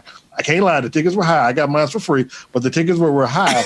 And so trust me. So it wasn't like Buzzers out there spending that stimulus money trying to go see the Chiefs play when they realized they could watch it on television for free. So I want to put in a little bit of context about what happened. But yeah, Trey was not wearing the mask. No, and I want to tie it back to, but just not wearing the mask. All the other stuff was because of the police being aggressive. Yes. Mundell, can you? I want to tie this together based on something you said on Clickbaity, based on the research that you've done with the Black Male Voter Project. When black men talk about public safety and public health, we're talking about safety from police officers. Would you tie all that together? Not because of police officers. Right. Exactly, Ben. That's a wonderful tie-in right here, especially, and I'm gonna tell you why. Black men use public safety in southern Georgia. Black men, some parts of it, use public safety like the rest of the world use defund the police. And what I mean by that is black men, when you say public safety in a normal political context, people are talking about adding more police officers to the street, more police on the beat. That's what public safety means. When I told black men in Georgia this year, that's what the normal political speak for public safety means, they looked at me like I had three heads because that's not their definition of public safety. Their definition of public safety is basically we want to be policed like white people. And that by default requires less police officers and also less funds. So that's a form of defund the police. And what I'm saying is like how that ties into right now, Ben, it is grounds enough to arrest Trey Songz for not having on a mask. I hear that. But you sent an officer with no mask on to arrest this man for not having on a mask. Exactly. There's a white officer in his face with no mask on. So if you are aggressive enough, if you are aggressive enough to come pick me up because I don't have on a mask, I saw 3 times an officer in that video, not the one he was wrestling, the other one behind him with no mask on. So where's that? If you're really feeling like this is the law and this is how angry we need to be, where's your mask in that? I'm just telling people like the different levels. If you look to the left, there's an officer gonna pop up 3 or 4 times with no mask on. And it's just like, what's going on? Like, you can arrest me for this. I hear you, but you need to be this angry. You need to be this angry. This white officer is going to pop up with no mask on. It's just like, that makes no sense to me. So it all ties together. That's the number one thing I saw, Mundell. This dude is there without a mask on, arresting Trigger for not wearing a mask. And it reminds me, I don't know if we can get it in time. Maybe we'll have it before the end of the episode. I think it's him right there with the yellow jacket. The images from New York when white people were not socially distancing and not wearing masks in like Central Park. And then you go over to Harlem or Brooklyn, I forgot exactly which borough it was, and you saw police stomping black people for not socially distancing, like literally, like the video of them stomping. So it's just the difference. And it all goes back to the very beginning of this segment where we were talking about your friend, right? Like like this is reality. Whether you are our childhood friend from high school or a superstar, that's reality. Yeah, and just so you know, we will be talking about this Trey Songz on the show later on today. And, you know, even though it's a sports show, you know, I tie this type of stuff in where, you know, the listeners aren't going to care too much about it. But again, but you have to point out that white supremacy part because they felt just because he was black that they had permission to go do it and be aggressive with him. Because trust me when I tell you, there was a white woman sitting behind me the entire game without a mask on, and people that were, you know, coming down to the next row doing a little peacock walk, and I'm like, hey, get away from me, because it's like, the people I'm with, we have our mask on, and here you are, you know, back here with your lady and her little red mink coat, but she didn't have a mask on, just all in everybody's face. Like, it's a cool thing. And I'm like, I don't operate like that, you know. And so fortunately, I wouldn't have to put my hands on. I had, you know, somebody with me that would do that for me. But you know, Darren, No, because I mean, we living in these type of times where you can't take anything for granted, and the thing is, my safety means more to me than your safety, and so and the thing is, like you said, we just saw the video. Now, if the cops if the police think that it's okay to just attack a black man, whether it's Trey Songz or anybody else, be that aggressive with him, but you're not going to be aggressive with the other white folk that's in the stadium without masks on. Again, that's a problem. That's a problem that I have, and it has to be called out on it. And to be honest, the fact that he was in hold for 24 hours and the mayor, Quentin Lucas, who I had on my show Saturday night, didn't do anything about it. And now I'm hoping that the city drops any charges or whatever against Trey Songz because of this video going viral. But the fact that he was even arrested and held for 24 hours is a problem as well. And what's the mayor's name again? Quentin Lucas. What's the mayor's name again? Quentin Lucas? Yeah. Again, again, defending yourself as a black man get you held for 24 hours. Trying to burn down this country's seat of government, attacking and terrorizing the Capitol, get you a $24,000 bail, which means you pay like $1,200 and you can go home in 15 minutes. Stealing federal property, stealing Nancy Pelosi's laptop. A laptop. You're released and gone back home to your mother as a 22-year-old woman. Unless you black MAGA and they keep you. I want to clarify and make sure. Unless you're black MAGA. Exactly. Then they're going to get your ass. Sorry, Rebecca. You're the first to be got. Now, I will be the martyr. want to make sure that we discuss, you know, we wear your mask. Well, I talk about it all the time. I've done so many, you know, stories on it. We've touched on it. Wear your damn mask.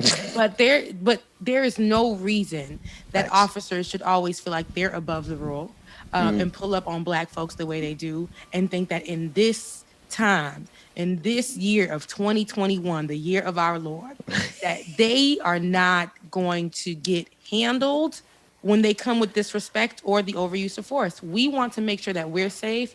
And if defending ourselves against police officers who are not actually doing their job is what we have to do, then we're going to do that. Because if you see that headlock that Trey Songz had him, like, he was dazed out, like, this cop ain't about to get me. Right. He ain't about to get me. He had that man in a whole headlock, dragging him while he was being jacked by a cop. He was like, this is not going down like this today. I will not be disrespected. There is a way that cops know how to handle situations. But when I feel like when they see black men, they just feel like they have to exert overuse their force and just treat black men like they're just animals. Dehumanize. Plus, you have to understand, white officers don't like getting their ass whipped by black people in public.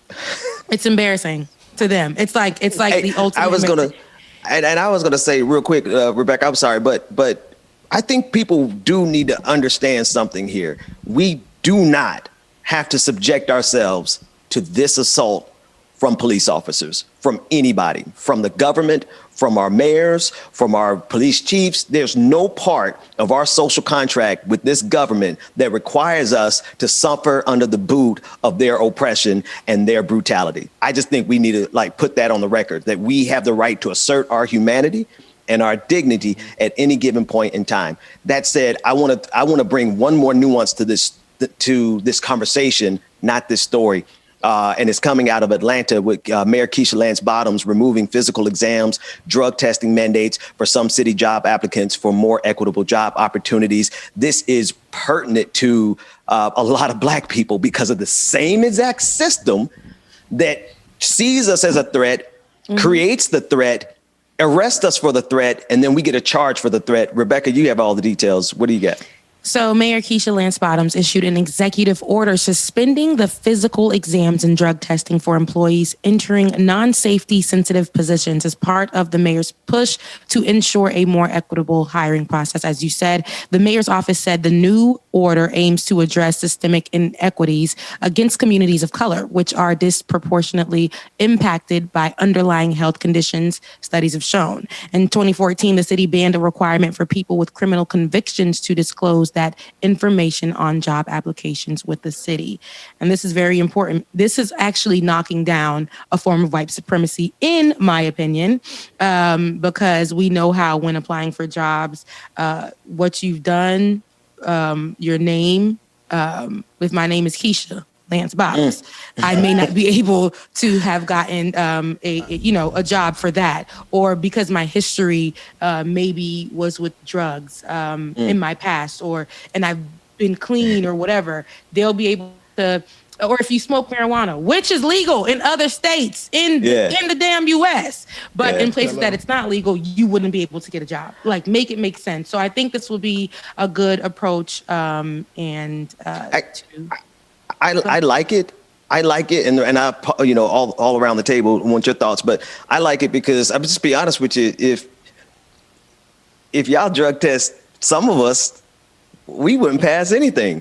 Teachers, can I say, as a teacher, they never drug tested me as a teacher. Good thing that you did. So this is, I know I'm laughing about it, but this is actually a very real thing. Like, how many Black people have been unable to get meaningful wages and livelihoods and jobs because of questions, drug testing, when the biggest criminals in this country use a lot worse than the weed that we be smoking. Let's just call a spade a spade. Anybody else want to get in on it? It's yours. I mean, we've seen them weaponize. We've seen them weaponize drug tests. When a great example of this is in Florida, not Georgia, but in Florida, where you had the then governor, what's the weasel name that was a governor before DeSantis? Rick Scott hired his wife's drug testing company to test welfare recipients before they got welfare, and what happened was less than 0.01% tested positive. So it ended up costing the net cost was like something like $30,000 per test for the recipients, because they tested all of these people and so few tested positive. The tragedy of this is, we know this is just a way to further, impoverish people. It has nothing to do with something that makes sense as it pertains to people employment, something that makes sense as it pertains to people's need of benefits. It is just something to cut back more and save more for businesses and these people, these elected officials' friends. It is tacky. It's disgusting. And the idea that we can have some parts of this country, white Colorado, white Washington, white parts of California, making all of this money off marijuana, and people all over, or wherever, all over this country, still suffering or in prison because of marijuana charges, tells you what the role is. We saw in Colorado even. This seems like I'm all over the place, but I'll tie it in. We saw in Colorado even that when they made marijuana legal, the rest of Black and brown youth went through the roof for marijuana charges. And this is what we're talking about, how policies affect people when they're not race explicit. So I hear what Keisha's doing. For some reason, I thought that Atlanta had already banned drug tests back in like 2013 or 14. I thought so too. I'm super excited that they're at this point now. And I think they still have a ways to go with ensuring that we are banning. I know that the idea of banning that box is so important to me. So I'm glad that's a part of it. Like the Scarlet Letter, maybe that's what they banned. Maybe that's what they banned 4 or 5 years ago. Well, in 2014, the city banned the requirement for people with criminal convictions to disclose the information in job applications. So it's similar to that, but we're moving forward. We're adding to it. So go ahead. Sorry. No, I was just saying that to Mondale's point about banning the box, whatever. We did that back in Kansas City. Our one of my good friends, who was a city councilman, Jermaine Reed, actually passed that in the urban core to where the city of Kansas City, banned the box to where if you had felonies or whatever, that you didn't have to go about checking that box because it was keeping a lot of people from getting jobs here in Kansas City. Well, I mean, intentionally. I mean, why else? Yeah. Why else would you keep that as part of a hiring requirement? When I've done my time, I tell people all the time, having a felony conviction is double jeopardy every day for those folk who are looking for work. Because every time you apply for a job and that question's on the application, you are being judged again for something you've already been convicted and also done your time for. It is absolutely double jeopardy on a regular basis. It's tacky. And I think the idea that people are still, like the fact that someone's record is still held against them after they've served their time is baffling to me for sure. Mm-hmm. And that's a way that they get recidivism, right? They get a system that is perfectly designed to not only arrest you on the front end with the confrontation that they started, right? Let's go from the beginning, right? They created that confrontation with your friend. They created that confrontation with Trey. They created that confrontation with my friend Corey Jones. Like, these are situations that they create, and if you're lucky enough to live, then they put you and insert you into a system that now you have a mark on your record so that when you get out of doing your time, you still can't even go back to a normal life. And so, of course, it's going to push you back into a system that actually makes money off of how many people they can keep imprisoned. It is a vicious cycle, and I think it's indicative of everything that's wrong in this country that is experienced first and foremost by Black people, Black men, Black women, Black non-gender conforming individuals. Yeah. So anyway, that's my speech. James, good to see you down there, man. We needed you back, brother. Yeah, you got back pretty quick. We had that ATL power grid. He had lost some power. No, Darren, I wanted to circle back to you. I thought that was interesting. You said that you never drink or smoke in your life. I don't know. That was something I was hearing. Or did you say that? Yeah, I said that. Yeah, it was. Oh, I've man. always Good on you. thing, my brothers did all that stuff. It was just one of those things. Being involved in sports and stuff, I always, and working. I just didn't want to. I didn't want to, take a piss test and come up dirty or something. So it was something. Oh, yeah. I never really got concerned about peer pressure. Actually, I would let other people utilize my urine because they knew. Oh, he always was clean.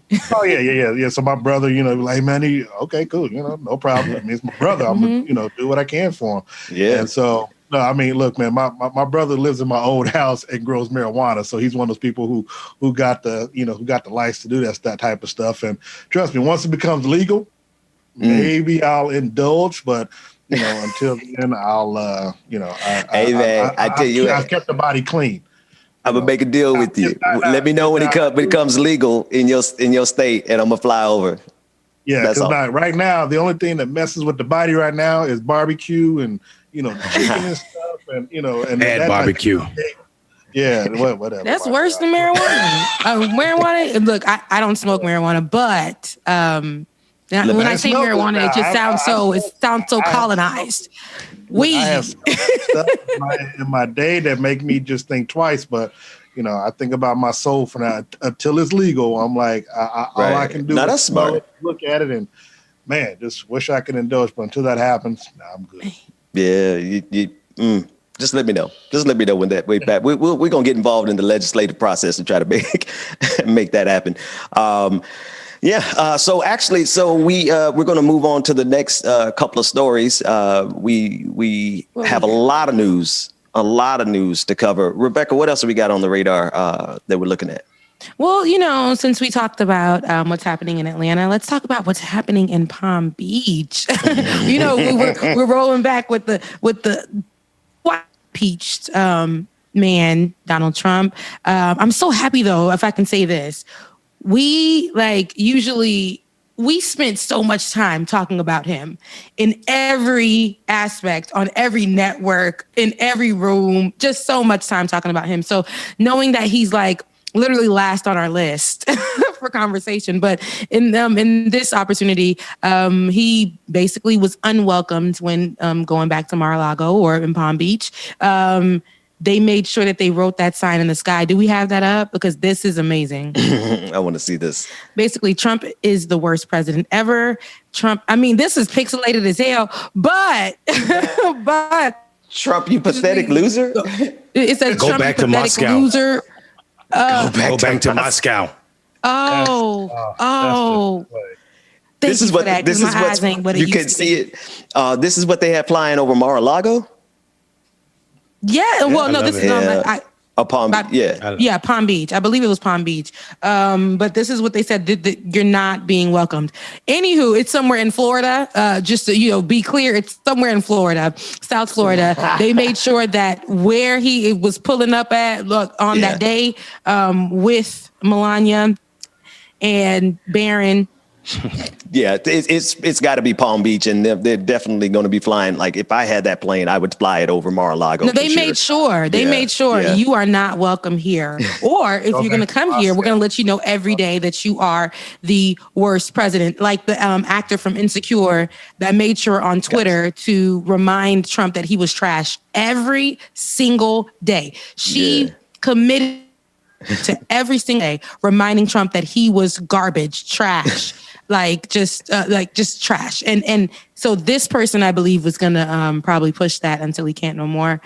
He's going to be flying the friendly skies with a good message. I want to ask a real question. Have any of you actually adjusted in your system that Donald Trump is no longer president?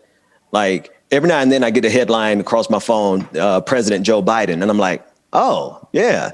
We did get rid of that's white supremacist in chief. So it's still kind of new to me. What is it new to y'all? And I'm just curious. Am I the only one? Oh no. Trust me. When he was looking sulky, getting on Marine One for the last time, I knew it. You felt it in your feeler. Huh? I felt it. I told you, hey, I'm a spiritual person. I felt it in my soul. Like this dude is gone. And wasn't to worry about his racist behind anymore. Yeah, no, I guess maybe I haven't been plugged in enough. No, I think I'm still like, for me, it doesn't seem real. It still seems like, the Boogie Monster is coming back. So, like, bro. So when I saw that like official looking, the office of former President Trump, I had flashback. Like, no, not 4 years. Like, but it's not going to be the office of former President Trump. This new office that he created. Yeah. It speaks to how little he is, but it also speaks on how he's going to terrorize me for the rest of his life. Office of former Trump. The office of former president will be something that he try to use forever. He's going to try to make it seem like it's legit, when in actuality, it's not legit. It's I can't say it on the morning show. Go ahead. I'll save it for the night. You probably can. But we go walk him in. We're gonna walk the audience into that. No, I was gonna say. Oh, go ahead, Darren. Yeah. Well, no, I had a question because I know we didn't mention it all, and I don't know if you all talked about it last night or trying to talk about it tonight, but the announcement that Senator Rob Portman in Ohio announced that he's going to run for re-election.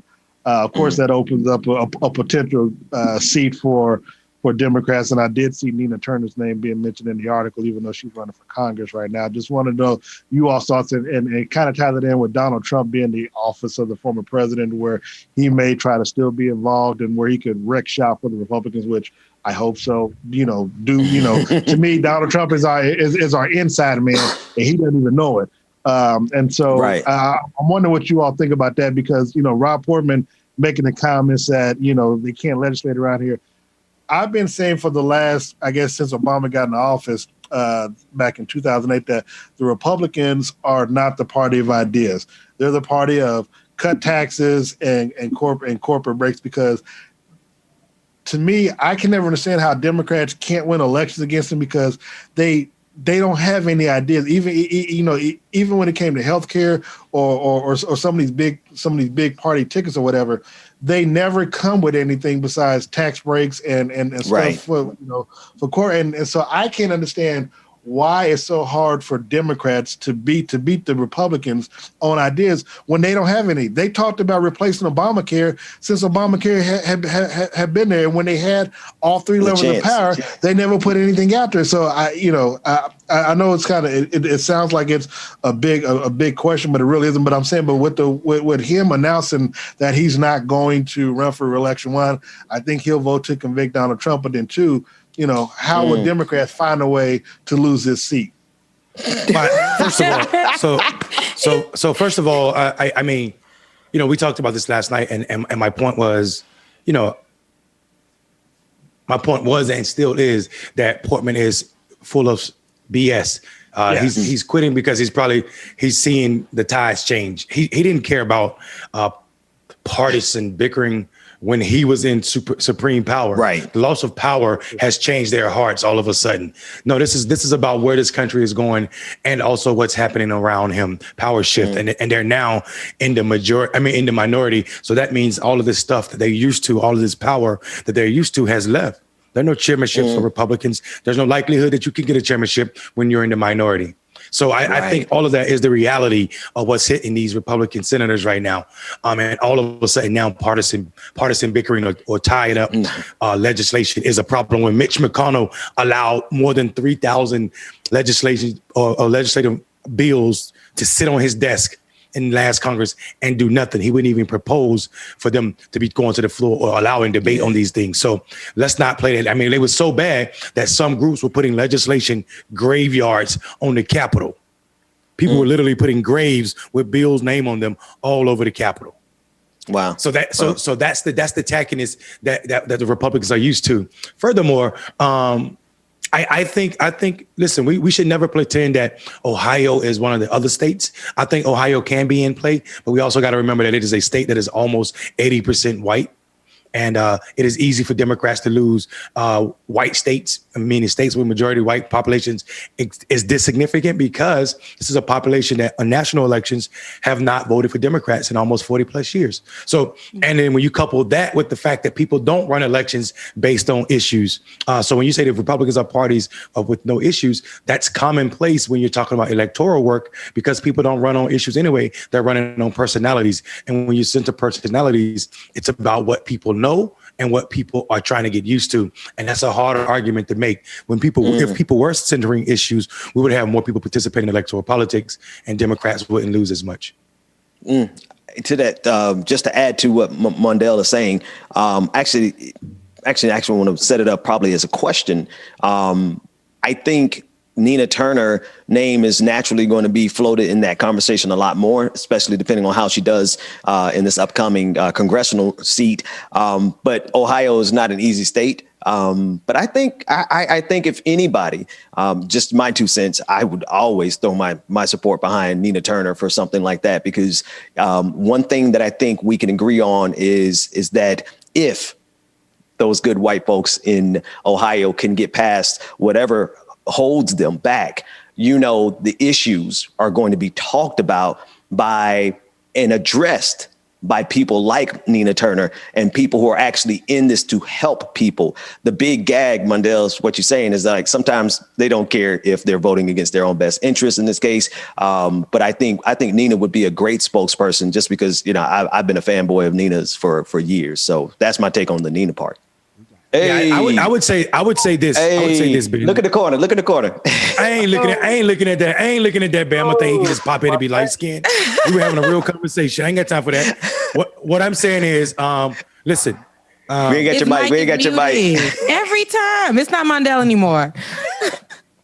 Go ahead, Mondale. Yeah, Ben, I think well, you made a point about Ohio. What was the point you made? Oh, about Nina. I'm saying I think Nina. I like Nina, but you're right. Ohio's going to be tough, even for Nina. Because of the people. I think. Yeah, because of demographic and also. I know. I was going to say you were saying that even when they vote against their best interest, we got to stop thinking that poor white people's best interest in their mind is poverty and addressing poverty. It's not. It's supporting white supremacy because that keeps them a part of a proverbial elite. Right, white supremacy implies something serious and powerful to them, and that is their best interest. Yeah, Yeah, no, that's a fact. That's a fact. They don't mind. What did James Baldwin said in that debate with William F. Buckley? It was like the woman at the Western Union, right? He's obviously got way more money than that woman at the Western Union, but at least she could say she ain't black, right? So that's that connectivity. They will revel. A lot of these folks will enjoy their poverty in exchange for white supremacy, and that's still a hurdle in 2021. Yeah. Indeed. Marcus, what's up now? Now I can speak to Marcus. Where he at? Where'd he go? Yeah, I'm right here. We got your voice, but not your camera. Look, he came in strong, and now he's starting with "I'm right here." No, give us that. That was a lot that you was giving earlier. Oh, what? Making love in the rain? It's fine. I can tell you. What's going on, man? About you night and day. I had a very important meeting. I had a very important meeting earlier, dealing with my business. So, but it was better for everybody. So now we're good. Now we're good to go. And yeah, you know what, Mondale, you're wrong about everything. Marcus is right about everything, and we can rock and roll. Good to see you on, brother. Oh, I was leaving space. I was leaving space for Mondale, but Mondale's like, you saw me, Mondale, right? what you got to say? It doesn't matter. I'll be wrong if I say anything. But you're always wrong, and Marcus is always right.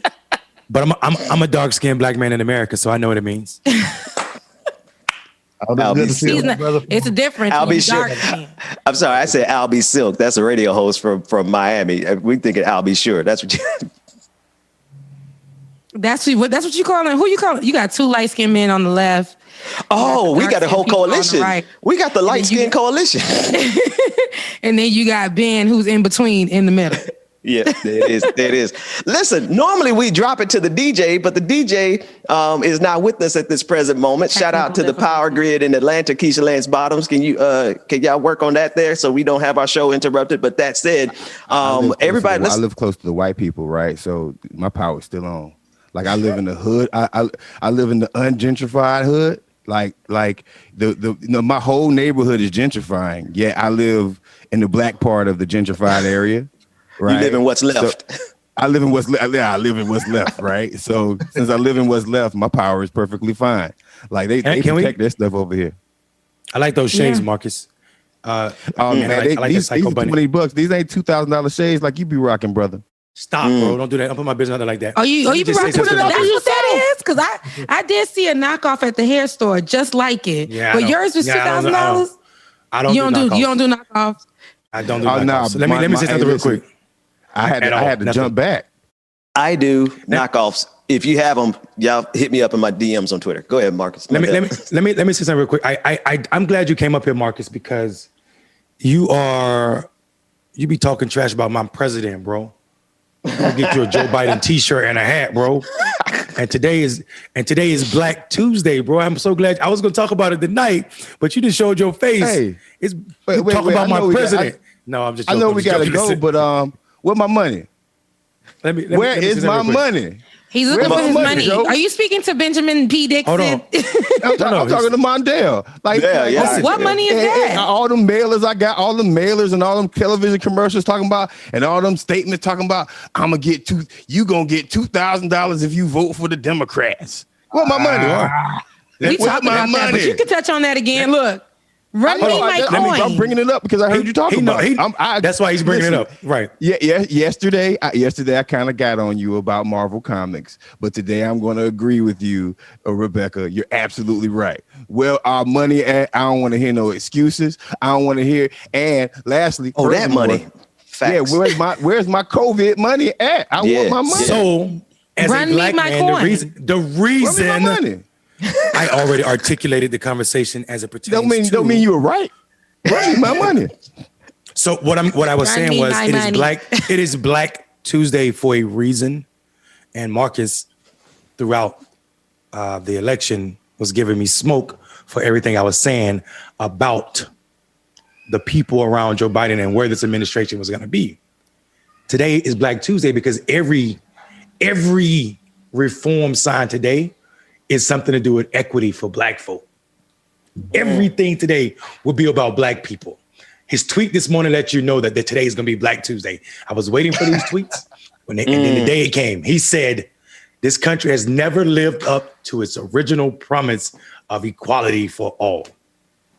So today we're going to get those equality bills. Police reform is coming out today. That's right. Watch it happen. Prison reform, public housing reform, all of that's going to be on the docket today. I promise you, today will be Black Tuesday. And Marcus, I'm so glad you showed your face so I can look at you and say, I know. I'm not here to say Rep 1 yet, though. Mondale, you didn't say Rep 1. Yeah, hold on. That's what I'm about to say. I'm not here to make this show go any further, any longer. No. You're moving the goalposts. General Tubman would not care too much about not damn one of them things when they put her face on a $20 bill that Black people don't have. We gotta talk about that. He's right. So Marcus, I will agree with you once again. Like the biggest Black thing I heard about so far, besides a couple of reforms. Talk about absolutely right, Mondale. You're absolutely right. You're making smaller. He's doing no. It's not small. It's not small. It's big. But on the same token, how are you gonna push out General Tubman's face on a $20 bill that Black people can't get, and you don't want to even mention the word reparations? If General Tubman was alive right now, you think she'd be cussing you? She'd be cussing Joe Biden out. Joe Biden, if you don't get my face off of that $20 bill and get my people reparations. What is it doing for Black people? I hate to take it there, but what does that do for Black people? Is that a part of it? Does the same thing President Obama did. Symbolism. And I got spoke for President. But you don't even like that though. I got spoke for President Obama too. Hold on 1 second, guys. I ain't talking about Obama's policies. We cannot pretend that symbolism doesn't matter. It does. Right. Dr. Cornel West articulated this very well when he was on the show. There's a space. One of the biggest people who talk against symbolism all the time, bro. Come on, man. Go ahead, man. I want to hear. Symbolism by itself is not enough. But to say that it does not mean anything, that this woman stood up against white supremacy, now she will be on probably the most transferred currency in this country, that means something. We can't pretend that it does not. However, I never. No, hold on. Let me finish. I'm talking about. But don't put words in my mouth, bro. I didn't put words in your mouth. You said I'm talking about symbolism. Y'all said Marcus symbolism pulled don't up matter. a smoke.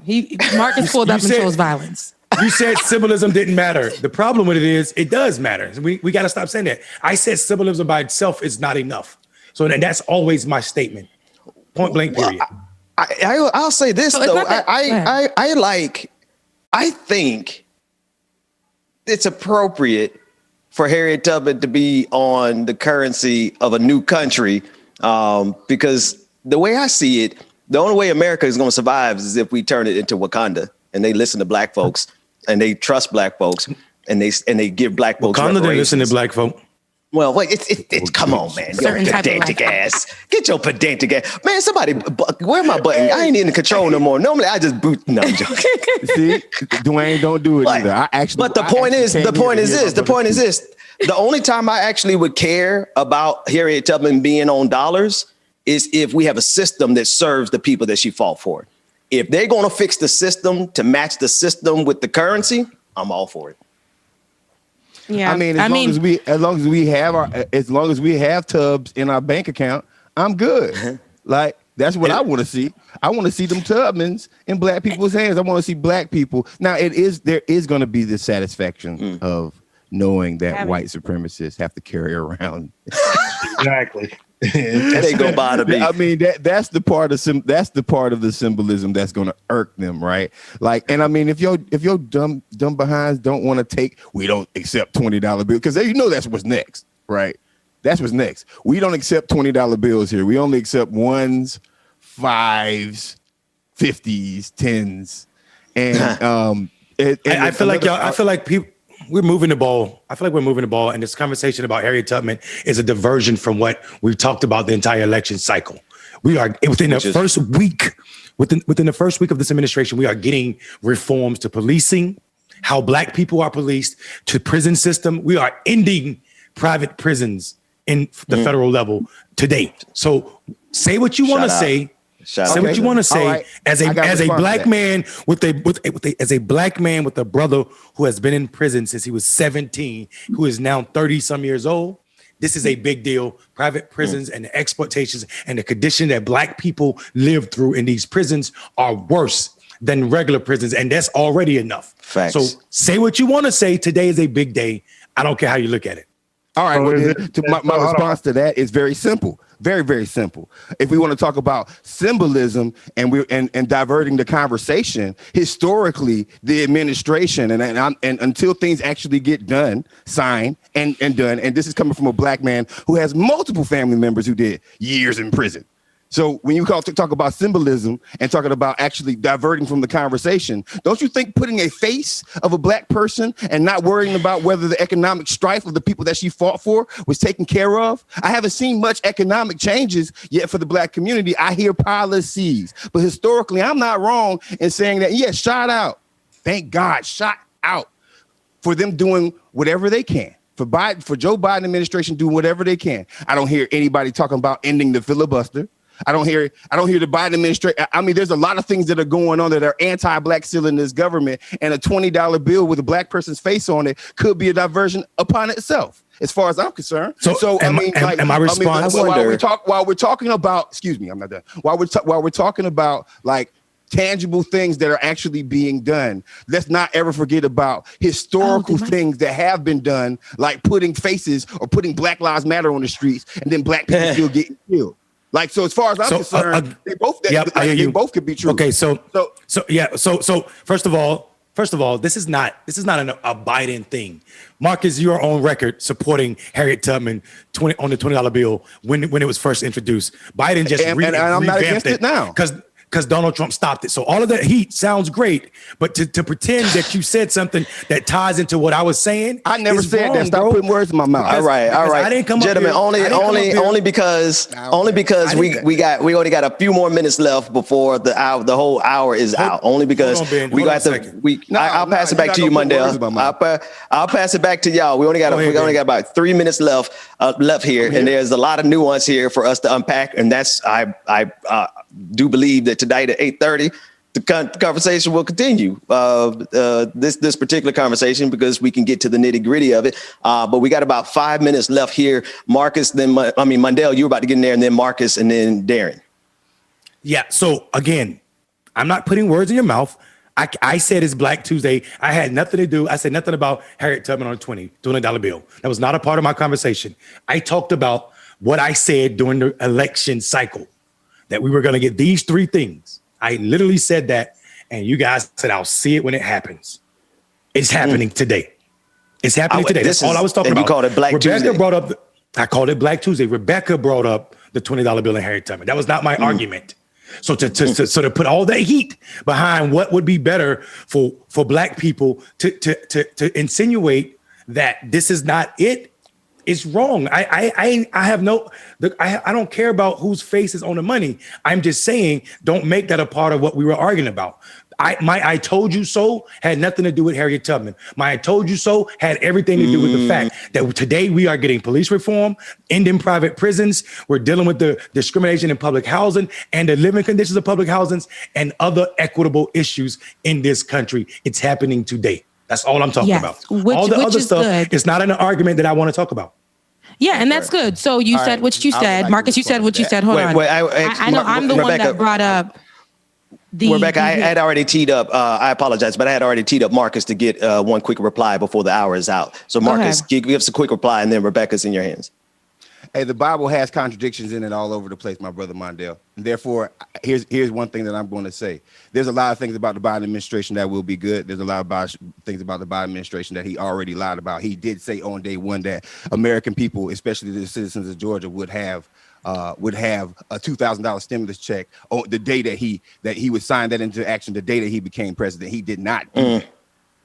So I mean, we could look at. It's not what he said, but we could talk about that at night. That's exactly what he said, man. He said it many times. Matter of fact, we could bring up the article. I'll bring up the article tonight and show you word for word. That's exactly what he said, or he meant that. I can't wait. Become president, I can't wait.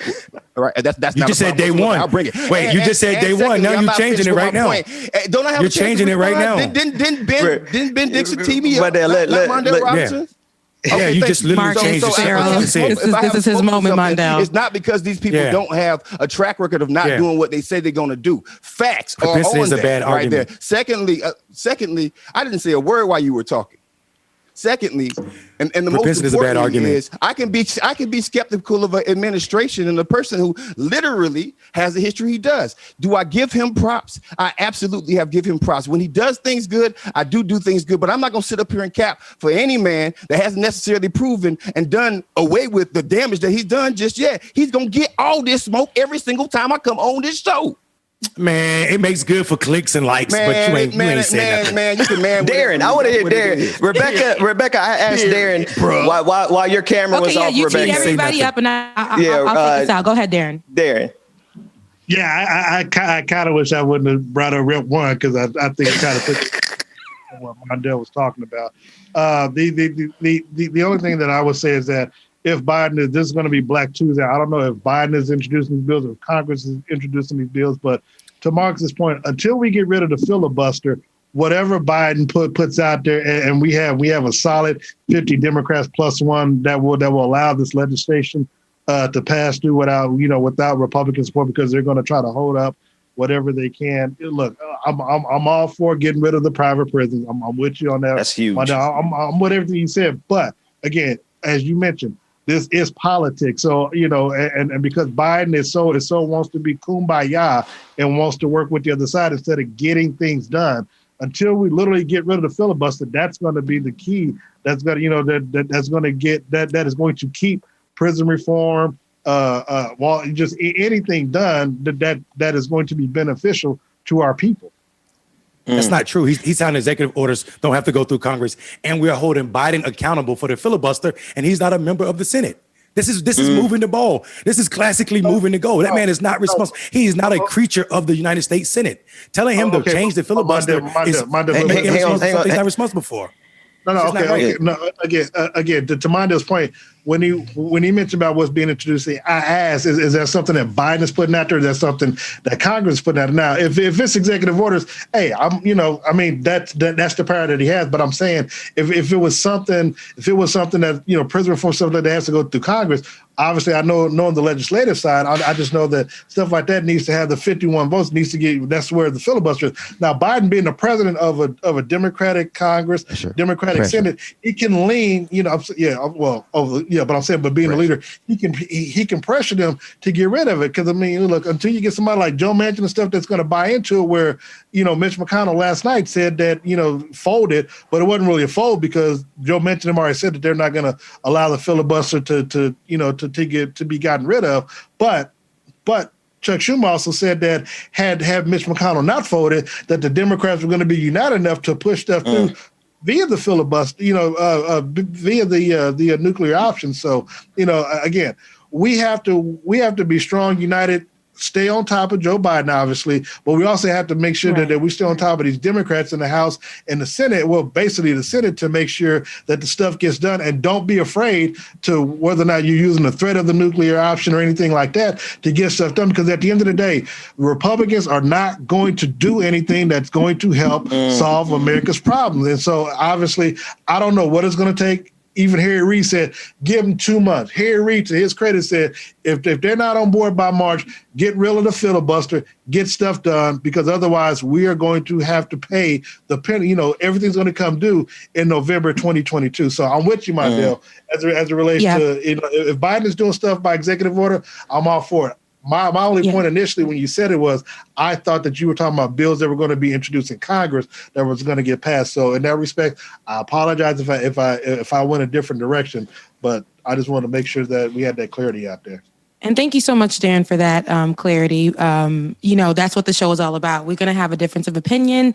We're going to definitely agree to disagree at times. And that's what you get when you watch The Morning Trap. You get culture, you get a conversation.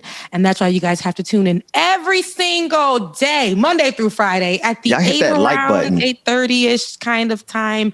And tune in with us because we're going to have special people on the show like me, like Mondale, like Marcus, who comes in in, and I love it with all of the smoke. Like Darren, who we have, our sports like superstar out of Kansas. I still like want your Benjamin blazer, Dixon bro. himself. We don't have Bubba right now, but that's okay. We definitely ended the show on a great note. And tonight, you guys make sure you tune in to Clickbaity Political Thirst Trap, where the conversation will continue. And we'll see you guys later. Love ya. Mean it. Even if it all falls through, even if it all falls through, it's never gonna change us, too. It's never gonna change us. All right, y'all. Not gonna stay long with y'all this morning. It was a great show today. Great show. We talked about a lot of stuff. And man, it ran good. So I want to thank y'all so much for joining us. Get y'all this one song, and then it's gonna be a wrap for the morning trap this morning. Make sure that you hit the share button, like, subscribe, and follow, so you know when we always go live. Okay, and make sure you check out the Instagram as well too. Don't want to miss out on that, man. It's your boy DJ Exclusive. Love y'all, and I mean it. Ain't no food. Hold it in, hold it tight. It's gonna be alright. Can I get my raincoat on? Can I get my peacoat on? Can I get a hand though? Can I get a tan though? Can I get my Lambo on? Even if it all falls through, even if it all falls through, it's never gonna change us too. It's never gonna change us too. Even if it all falls through, even if it all falls through, it's never gonna change us too. It's never gonna change us. It's all for you. I know exactly what to do. But even if it all falls through, even if it all falls through, they're never gonna change us. They're never gonna change us. Give me a tip, I'll ride it like a wave. Give me a tip, we'll turn it to a craze. We're blowing it up so we can share some pie. We're pumping it up, hold 'em till you die. Never bought enough, never give it up, always live it up. We can mix it up, give $100, I can lift it up. I'm like the picture perfect pagan. Praise crypto gods, we believe in. Even if it all falls through, it's never gonna change us too. It's never gonna change us. Even if it all falls through, even if it all falls through, it's never gonna change us too. It's never gonna change us. It's all.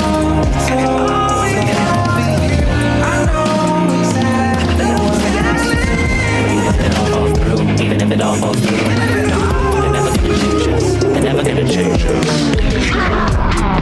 Looking at me that way, I know what you're thinking. You mad, wanna leave, don't walk out. Round and round we go, find it hard to believe me. I know it's kinda hard to stay, but think about everything that we have now. Yeah. Baby, it's too much to lose. Right now it's hard to see, girl, just close your eyes and tell me that you will stay tonight. Come on, baby, stay tonight. Don't go, promise you I'll make it right. Girl, let's just sleep on it for tonight. Let me change your mind. When the morning comes, I wanna wake up with you, 'cause you're the only one I love. Come on now. How could I mess this up? You're the best thing ever happened to me. Girl, I finally see, yeah. I never even knew how much I really need you, until I saw you walk away. Think about everything that we have now. It's too much to lose. Right now it's hard to see, girl, just close your eyes and tell me that you will stay tonight. Come on, baby, stay tonight. Don't go, promise you I'll make it right. Girl, let's just sleep on it for tonight. Let me change your mind. When the morning comes, I wanna wake up with you, 'cause you're the only one I love. Come on now, think about everything that we have now.